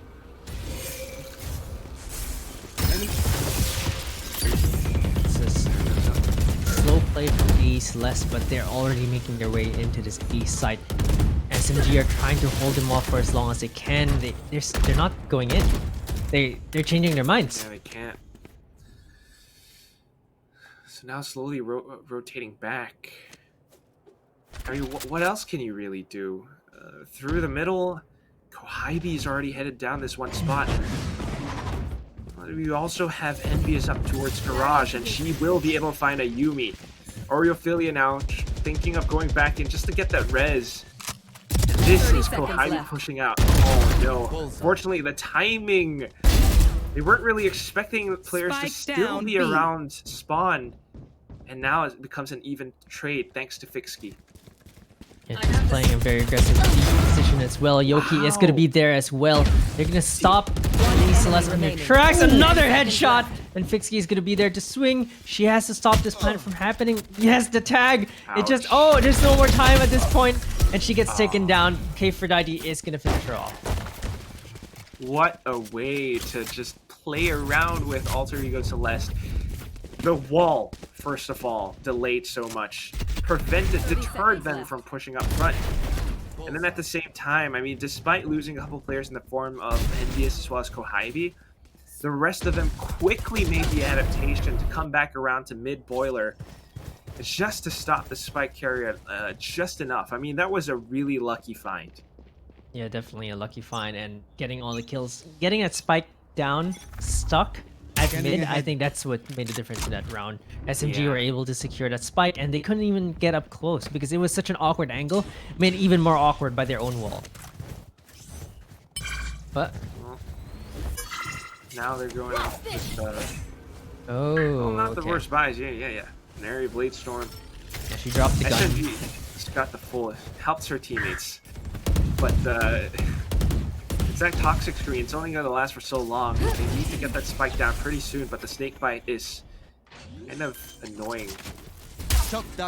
There's a shock dart coming out as well, but there's a wall blocking and there's no damage to be done.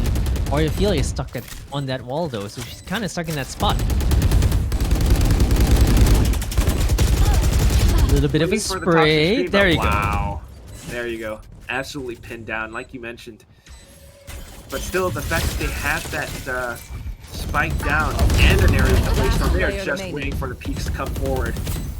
And of course, they will be able to land every single one of them. Look at that. 4 players instantly gone. Kfredadi, the only one left. Still looking for some more, though, but Neri with the Phantom just sprays it down, and that is ACL. They're coming back. It's 3-2. 3-2, and they just flip the script pretty much. SMG running out of creds, can't really buy on this round. They do have the Bladestorm, they do have the Tour de Force, so they might just use those on this eco, as we've seen in new previously. So there's the buy from Envious, full armor, just the Tour de Force buy as well, full armor and nothing else. So it's going to be those ultimates that are going to come into play for them. I still wouldn't count them out. And they have a pretty good read over the situation. Tour de Force used on A, Bladestorm used on B, on the flanker. But Envious is alone, though. That's the if there's anything, is that Envious is alone, and I'm a little bit scared. If she dies, that's a free B site. Still, though, APL just quickly going into A. They don't even care. Just a full commit right off the bat.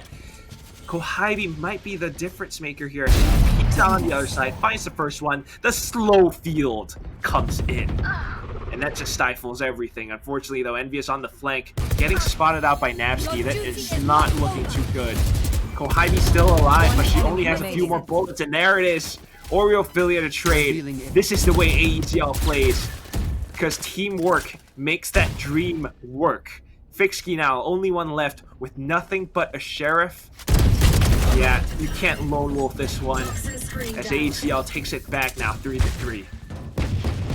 All the way even now. SMG can buy this round though, so they have a chance to reset. Again, this series is just too close. Kohibi getting the shot through the wall, even getting the headshot. Fixie getting a kill as well, but Celeste just held strong. They didn't rush a plan. They didn't make any rash decisions. They just knew how to win that round, and they even things up. Slightly even, but I'm more concerned about how SMG will look after this round. I'm sure they have the buys now, but save as well, and they spent some ultimates. If they lose this one, that's gonna hurt. Thankfully, though, Kohibi right on top, perched like a bird, gets the first, Envious gets the second, and they both use their get out of jail free cards. That's just what makes Chamber great. That's what makes Jet super good too. The Tailwind now needs a little bit of a primer, but if you're proactive in using it, you can tell they're used to it already. They're used to this change, and she's still very strong. Kohibi might be able to find his pick off. She takes Ayumi down as well. SMG clean round from them so far. One I enemy don't think remaining. ACL expected this, and now Fix starts to block off middle as well. Oh boy. I mean, they're so used to just walking into sight. They did that on A, but who knew on B with 2 players, Kohibi and Envious, the sharpest ones on the team. Oh, No charges. It's a big wall. Oreo-Philia does find Fixkey, however, off of the earlier information. Tops herself off, but she's only got 30 seconds left, Marquis. 30 I don't know seconds if she's left. going to be able to do all that much. no, not at all. And the fact that they're collapsing onto her position already. That was a 140 and one from Fixkey, unfortunately for her. Okay, for that, you should be able to find her. There's the dance around. Gets the shot, secures the round, and it's a back and forth game.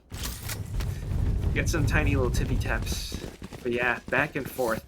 A gift. Take one step forward, you take another one forward too.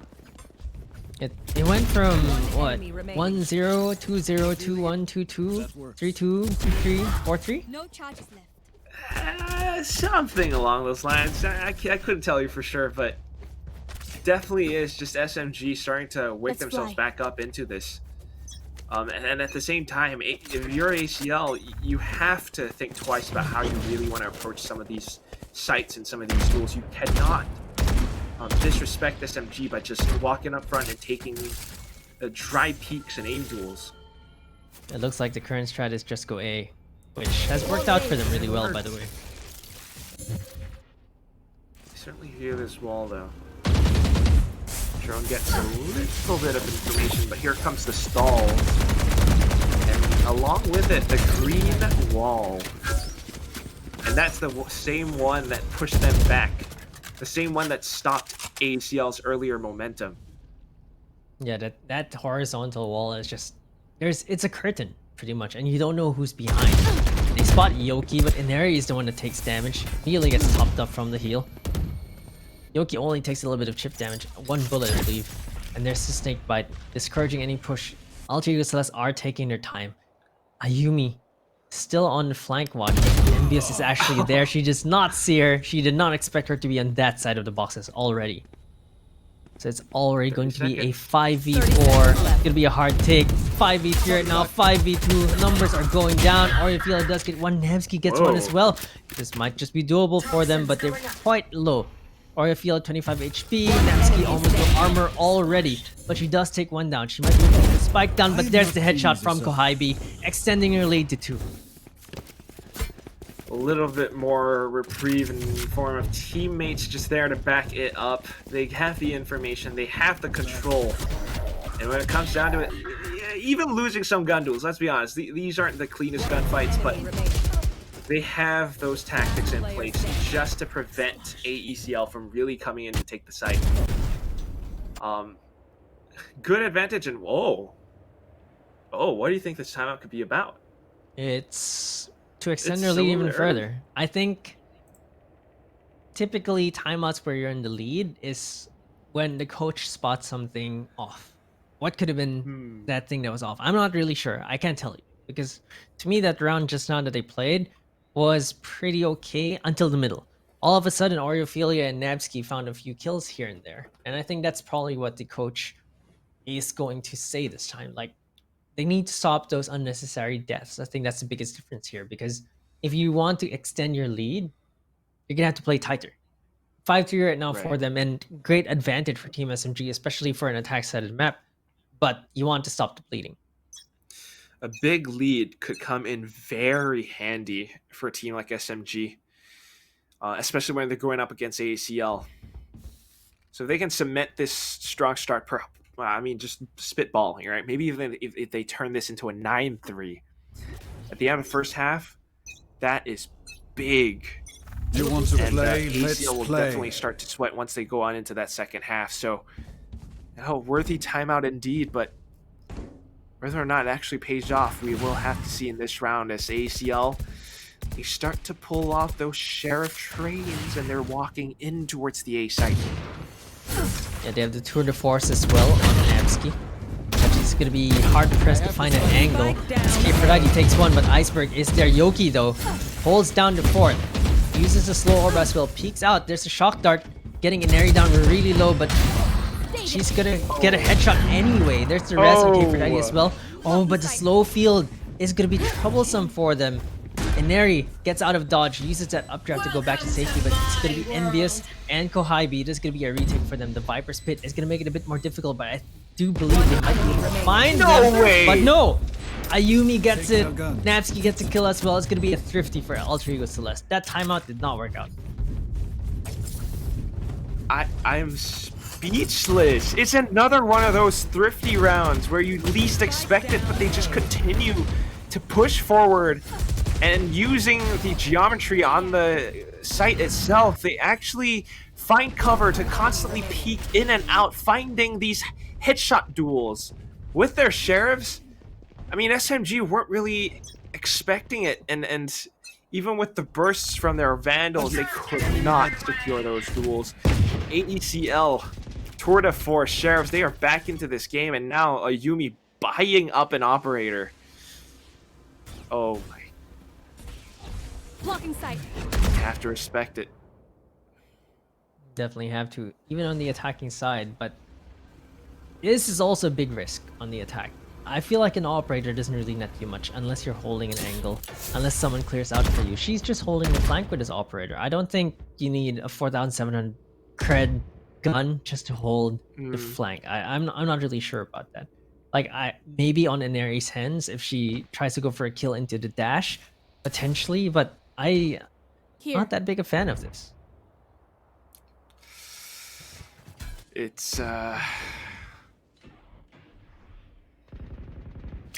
very, very high stakes right now, and a single mistake, you lose that lead. A sudden random counter scurry, and a Yumi peeks off of it. They find the first one, but not before the You trades will come not through. kill my And it's an allies. even trade for 30 both sides, seconds but left. the res, they could afford enemy that. remaining. Fixky coming in from the Spike back, down though. B. And there, all of a sudden, a double kill. And Neri, she is completely lost. Even with the Blade Storm, unable to find yet another. SMG just swarmed them down. Yeah, they won this round even after that round against the Thrifty. They didn't really win. They didn't let that get to their heads. They're able to get these kills. Yoki picking one off. The rest doesn't matter. Fixky here to save the day. Able to kill 2 and securing the round for Team SMG. Kohibi is going to use that tour de force too, so it's going to be a really scary defense round for Team SMG because they buy her the rifle Okay. anyway. Yeah, well, it is round 11, so maybe just saving it for round 12. Yeah, and having a rifle is better against an anti-eco. So True. I think that's much better than the tour de force at this point in time. Oh, but look at how Neri clears. Spots out one. Wow, an instant headshot. Gets the second flick as well. What on earth is that? She's going for the third, and all of a sudden the sight is clear. And Neri! This is magical! Absolute madness as well. I'm not sure how he does that, but he just does it anyway. Navsky gets taken down pretty low by that shock dart though. Envious trying to look for a killer, but there's actually someone waiting for the flank. It's a Yumi. I've never Just seen hiding. such a play. And now the entire team online, you talked about it, a Yumi is hiding. And she's in a perfect position to cut them off. Look at the Neri. Fixky's making She's pushing noise out. and now, pushing out. She's One gonna spot her. enemy Gets the headshot as well. That's the fourth. Envious has an operator and she knows how big of an investment that is, so instantly tailwinding away, getting as far as possible from an area. Do not come near me. I do not want to deal with you. But this map, it's laid out in a certain way. You have to be very careful because look at where Iceberg is. Oh, they're all still holding as well though, so not really going Last for that round challenge. before But the switch. you have to admire Neri's mechanical skill. The stutter stepping that she's just put forth, completely opening up the sight for her team. And she does it basically almost alone. Spike down A. Yeah, it's just so clean for the game sense to even push that out. Just absolutely The insane. Here's the snap tour de force onto, being used. Like Yoki is I really, but yeah, now tour de force. Last round, It's going to first be half. 2 sniper rifles for Team SMG. But Alter Ego Celeste, they know where to go, but there isn't any sniper rifles. It's at mid. And ACL, sorry, they're just bypassing a lot of these snipers because they're going for these CQ duels and up front, close and personal, point blank range. It's Kitchen, it's Snowpile. Envious though, still able to hold it down. She takes out an Neri, swaps to her RGX Vandal, tries to spray down Oreophilia, but to no avail. And it's down to this 2v4. So far back, Kohibi still with the tour de force, but this is now a different B site. She doesn't have a clear LOS. Enemy remaining. And unfortunately, her teammate getting eliminated, all of a sudden a lot more aware of this presence coming in from Kitchen now. Kohibi is on a desert island alone, waiting for some peaks, but she doesn't have the time. She doesn't have that luxury. She's only got about 20 seconds left at this point, and pushing up front, she goes in for a flick, misses, looks for the second, misses again. And just like that, we are tied up, Marquis, 6-6. Switching sides. Yeah, it's a bit of a tilter, but like I mentioned, I actually thought that Icebox was a very attack-sided map. So being able to go toe-to-toe, 6-6 against Alter Ego Celeste, I think is pretty good for Team SMG. Now, whether on the attacking side they can execute, they can take Alter Ego Celeste's defenses down, remains to be seen, because this half is very indicative of this whole series. It's so close. 6-6, neck and neck. We don't know who's going to win. I honestly don't know. I can't even tell you. I don't even think the first team that wins the pistol round will win the game. It's just one of those, like, you don't know who's gonna pull out the stops. You don't know who's gonna win a random thrifty into stringing a few rounds together. It's crazy. Yeah, especially after this first half, right? They look so evenly matched, and you really cannot tell. You know that SMG has the potential for aggression and even some controlled plays. They even have help from a coach, But at the same time, we're talking about ACL. And their backs are against the wall. They really want to prevent themselves from getting eliminated. So they are pulling out all the stops now. We see a Neri pulling off miraculous plays constantly.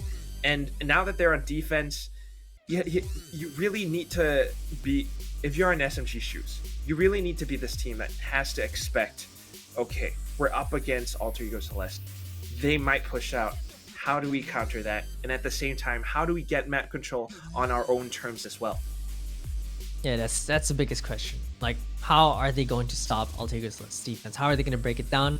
How are they going to entry? Because Alter Ego Celeste, they're the best at entry, and Team SMG probably one of the best at defending as well. So that is why 6-6 is what we see on an Icebox on this first half. But Team SMG, will they be able to pull out the stops? Will they be able to pull out the execution and take Alter Ego Celeste down, or will Alter Ego Celeste reign supreme yet again, as they have been forever? Right? Or like except for that one match against X10F. So that's the only exception here. And will SMG show more chinks in the armor here on A Celeste? Man, who would have thought? Today of all days, the cracks, people slipping through them, and finally seeing Alter Ego Celeste taking some L's. Bear in mind, though, they're still not out of this yet. Once more, both teams, tournament lives on the line. This could be the first time that we see Alter Ego Celeste get knocked out. But it also could be the end of SMG's story for this Open. Once more finishing at that 4th place. So it comes down to this pistol round. Aneri, Sheriff in hand.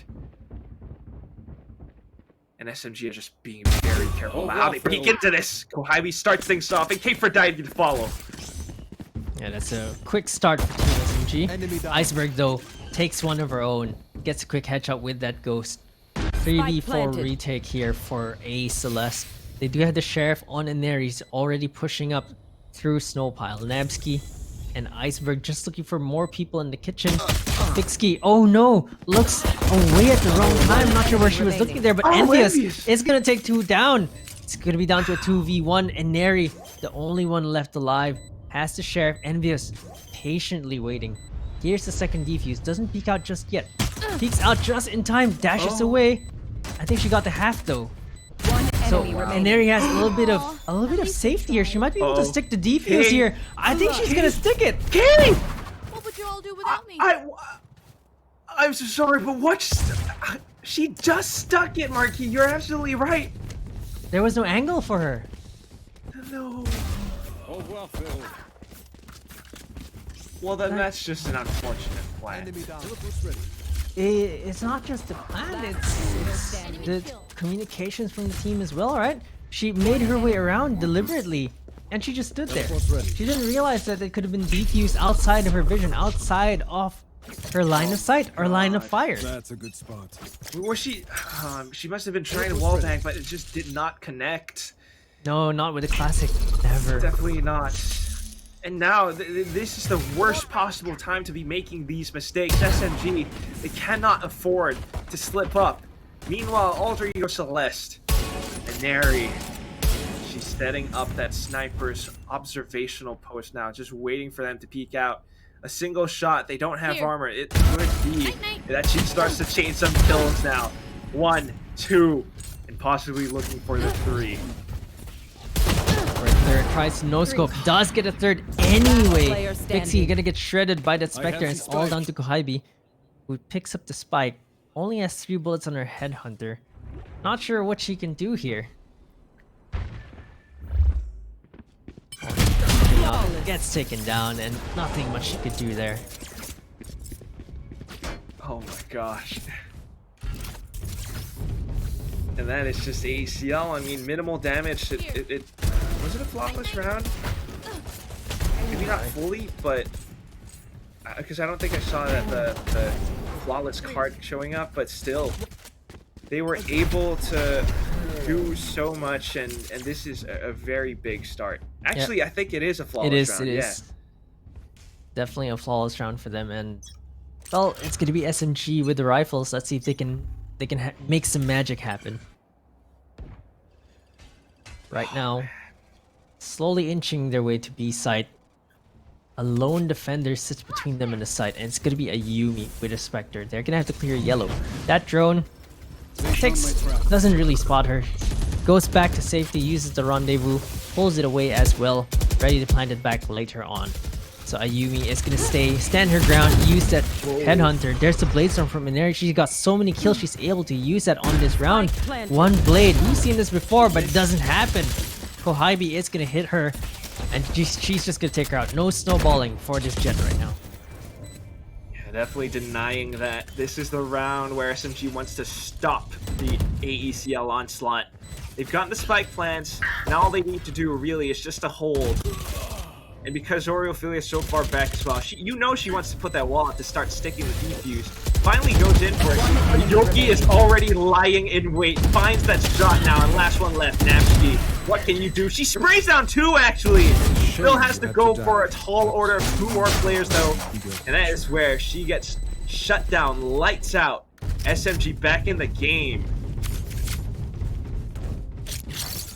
Team SMG playing it so well. It looked pretty dicey after the Napski double kill, but it really doesn't matter because she runs out of bullets here, immediately gets peeked out and picked away by Kohibi. I love that positioning from Yoki. Yeah, it was such a great spot. It's you make it into a hard 50-50 corner because all 50-50s aren't really 100% 50-50s, right? But this one it's a 180 degree angle. You have to go 90 degrees to the left, and then you have to turn all the way back to the right, all the way on the other side on your back to check that other angle because of that wall. Yeah. And then it's one that denies the counter Sage play as well. So now they've gotten a little bit of a win. Let's see if we can carry it forward. Because AECL does have the economy to go in for a buy as well. And pulling out, I believe the tour de force is going to be Kohibi. Eyeing it down, they tap the orb, but nobody peeks. Is this a read? They read it. They faked the orb, immediately decides, okay, we'll go A instead. They might just be able to keep AECL on the B site because of that one alt orb sound. Yeah, but of course, surely they hear that it wasn't picked up too. That is true. Unless they weren't listening that intently. People could mistake. Okay, now they're gonna know it's an A for sure. Toxins are going up. Napski is gonna try to hold this for as long as she can. There's a snake bite coming out as well. That push is just gonna get slowed down. Gonna shoot through the wall.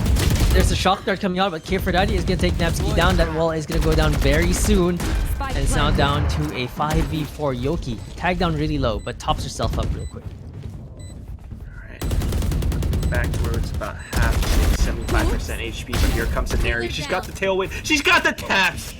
Oh my goodness, so dangerous.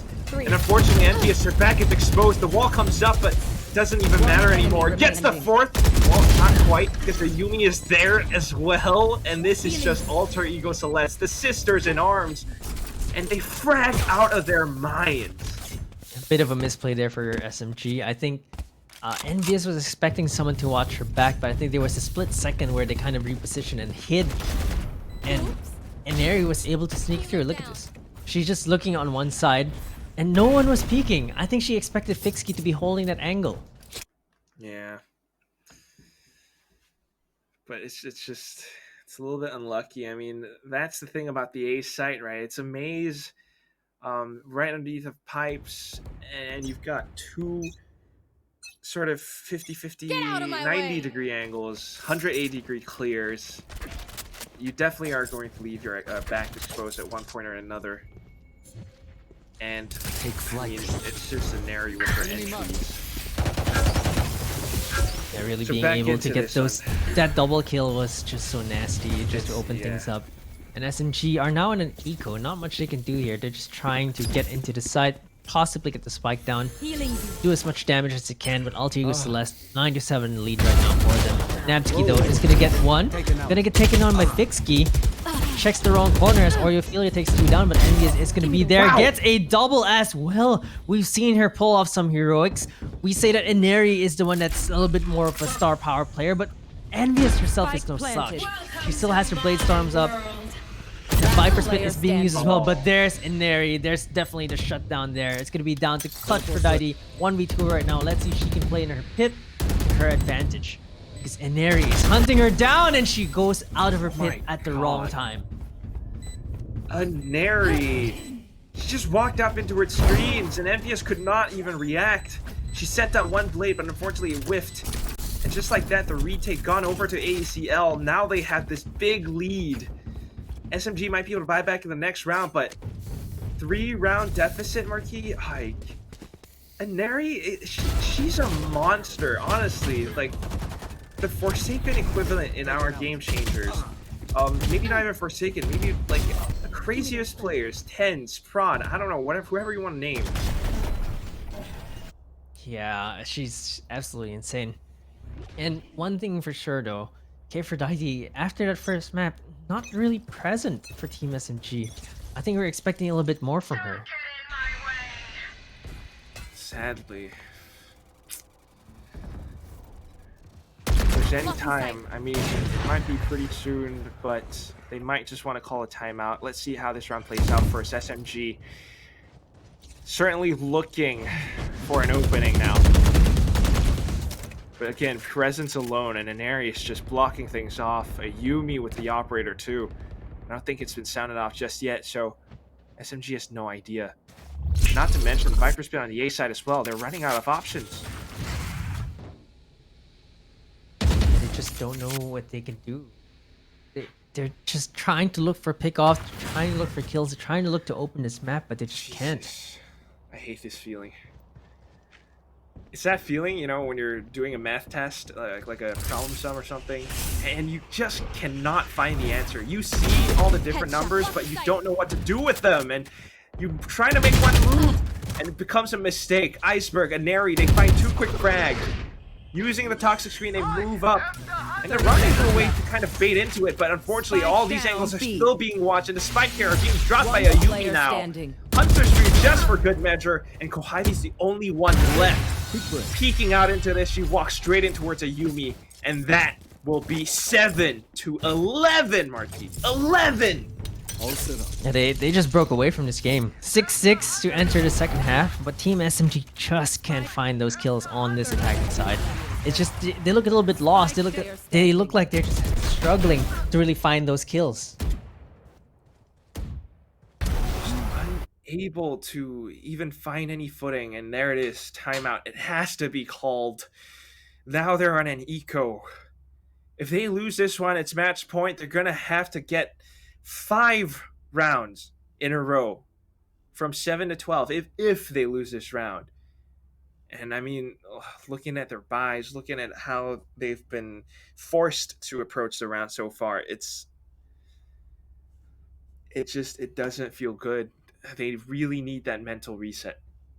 Yeah, not at all. They aren't able to buy this round either unless they want to force it. I don't think that's a great idea. It's just so difficult. Let's take a look. Really, my God, and there even has a Blade Storm as well. And now you mean the Tour de Force? Not that they need it at this point in time, but True. it's just the amount of kills that you're getting. Ayumi is even in single digits here. It's just the Ineri show right now. She's just killing everyone, and Oreophilia there to clean things up as well with Nabsky. Odell, I cannot believe it. She's just that good. I have to take back what I said earlier on because I don't know if she plays against Forsaken, she actually could win. But here we go.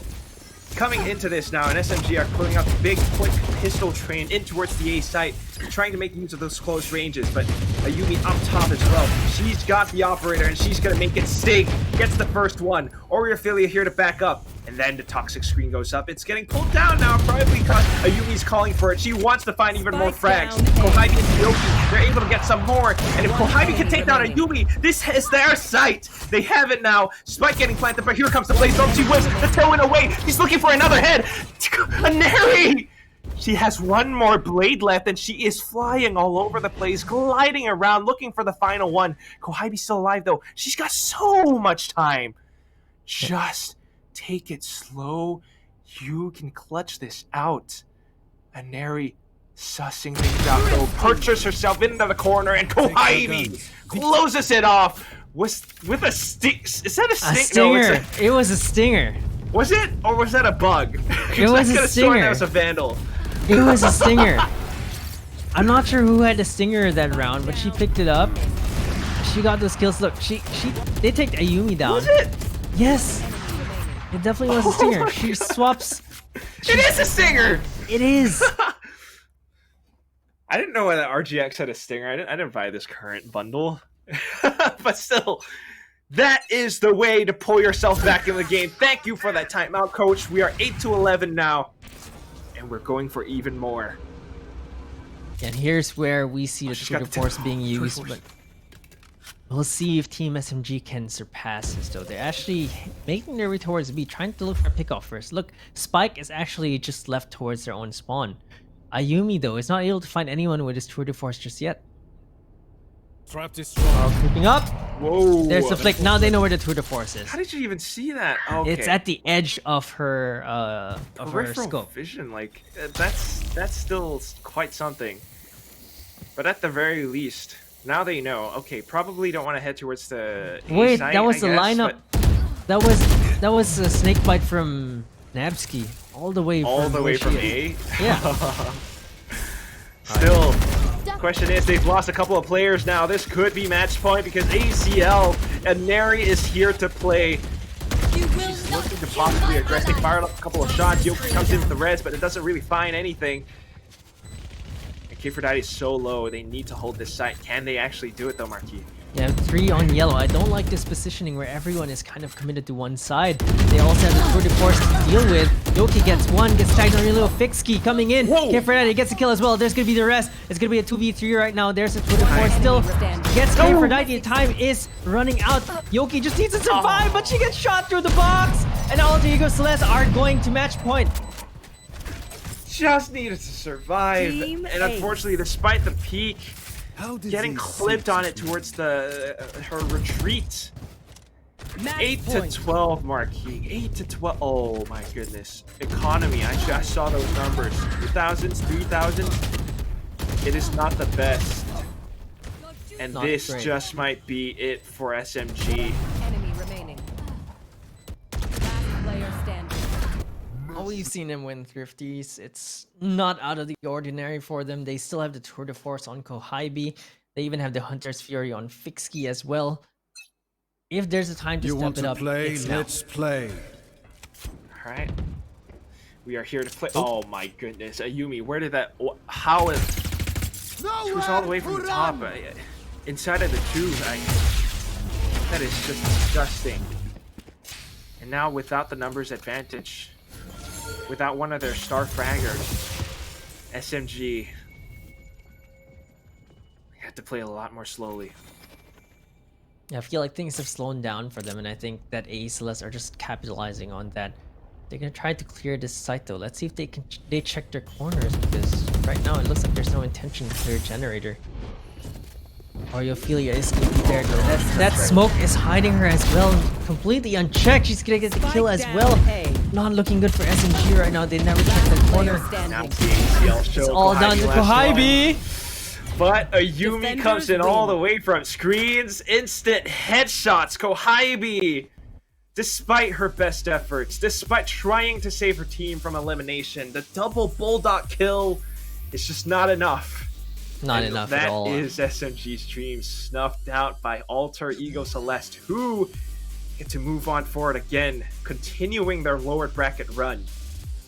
Yeah, and Alter Ego Celeste, they secure top 3. SMG unfortunately just came a little bit short against Alter Ego Celeste. But, you know, we're starting to see more teams improve. We can see that they took Alter Ego Celeste to 3 games this time around. It's not a 2-0 wash like we always see, as we come to expect from Alter Ego Celeste. Maybe don't pick Fracture. I'm not sure. Maybe they're practicing it. Maybe it's just that. Maybe they have so much confidence in themselves that, you know, they can just train Fracture. But we'll have to see, because today, Alter Ego Celeste reigned supreme. It was the Inari show on Icebox, and she tore it up. SMG just could not find an answer for her. It's honestly heartbreaking. I mean, today, 2 losses, all at the hands of Alter Ego Celeste. This team is just that strong, and despite getting sent to the lower bracket, they can still pull off such a miraculous play. So many rounds. I mean, we just take a look at the highlights in a couple of seconds, a couple of minutes maybe. So many times we just see her pulling off entries almost virtually on her own. Yeah, her team's behind her to follow on through, and at sometimes being used as cannon fodder, but she still does those entries, those stutter step movements, clearing out these corners very, very well. And that's just the strength that Inari possesses.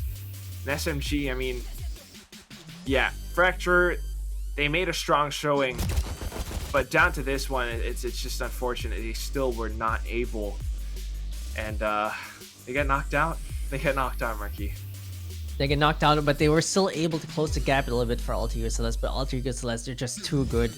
And when Inari shows up, she definitely shows up. And we've seen that today so many times. She just shows up, immediately goes for an ace, multi-kills left and right. I think probably the player with the most multi-kills in VCT Game Changers APAC. I would dare say, probably even. And it's just so crazy the way she carries her team. Like, Inari is someone you can always depend on to frag out of her mind, and we've seen it time and time again. And we can see that in the highlights right now. SMG off to a hot start, especially on the first half, but 30 seconds left. it just seemed like Celeste were always at the back of their heels, always just so close. Well, Hybe, so many heroics from her as well as Envious, who they just got so many kills left and right here, but all of a sudden Alter Ego Celeste just turns it back into their heads. Vixky even showed up on this round, really evening things out to a 6-6. This one. But this Inari, this was the one where she just basically moved forward and just killed everyone. It was a quad kill for her. I don't think there was an ace this time around, but Inari really just securing the rounds, especially on the defensive side. SMG could just not break in with her around. And they snuck that pistol round away from SMG as well with the defuse. That was also an Inari. Kohybe though was able to take her down real quick, but unfortunately for them, Celeste were just too good. Really, really too good. I mean, Kohybe, she really tries her best, and she's able to find so many of these, along with her team as well. I mean, there were those plays where I really love Yoki's positioning around the B site take, on Icebox as a Sage. But at the end of the day, again, watching those highlights just makes me think Inari really moves around the map. Like, it's as if she's a queen piece on a chessboard. You know what I mean? That's exactly how it looks like. Snipes and moves around, and the entire board is hers to play around with. She has so much movement, so much freedom to go in and find and take all of these advantageous positions. And not to mention, I mean, even on the defense, she doesn't really do all that everything on her own. She's got her teammates there to back her up. A Yumi with the operator at times, Tour de Force as a chamber. It really blocks off so much of the A site when they were playing in that spot. And Navsky as well. I mean, playing around with the toxic screens. The entire team is just so good. And they really continue to prove why. This is why they move forward in the lower brackets. And there it is, the updated brackets. Yeah, it's X10F sitting pretty, waiting for the next grand finalist, who will be the winner between Brent Victress and Alter Ego Celeste. It's going to be a best of 3 on this lower bracket, and the winner will be facing X10F for a best of 5 in the grand finals. Dude, I oh my god. I haven't even thought about that yet. Brent Victress versus Alter Ego Celeste. Last time they played, yeah, Brent Victress lost, but they still managed to take one map off of ACL. And then even if ACL wins, right, they have to go up and play against X10F, who has, by the way, the upper bracket advantage. They get to watch those games that ACL are playing against Bren. And who knows what happens then. This might be the first time, the first open where X10F actually wins. We never quite know, but tomorrow's games, oh my god. We'll definitely have to see, and I'm really hoping for a great series tomorrow. Just like we had 3 great series today, all went the distance. Best of threes, 3 game threes today. We're absolutely gassed, but we're also absolutely elated at the amount of games and quality of the games that we're watching. Again, yeah, I just playing it through my mind right now. I couldn't be happier. Orangutan Esports, first of all, you have to love these girls. You have to follow them on social media, especially on Twitter. They are playing their hearts out, and despite the loss, they've shown tremendous improvements, and then they're still so supportive of each other. And on the other side as well, I mean, Bren and SMG right now, X10, every single team is leveling up, and we just have to see what happens tomorrow. Yeah, we're gonna have to see, and of course, that's gonna be it for us. We're gonna take a very long break tonight as we wait for tomorrow's series. We'll have two other casters who will be casting tomorrow. So thank you very much for tuning in, guys. We hope you enjoyed all 3 series today, all 9 games, and amazing teams, amazing shows. This has been the VCT Game Changers APAC Open 3, and we hope you've been enjoying the show thus far. Yeah, and I guess Enemy remaining. Enemy remaining.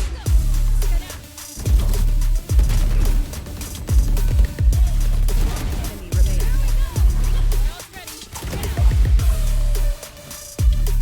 30 seconds left.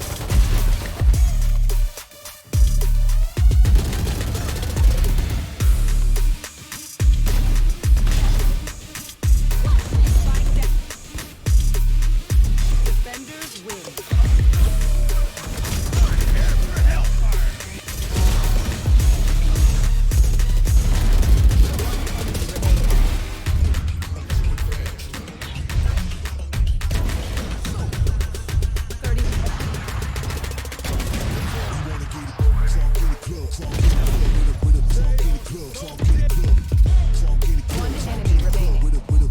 Spike one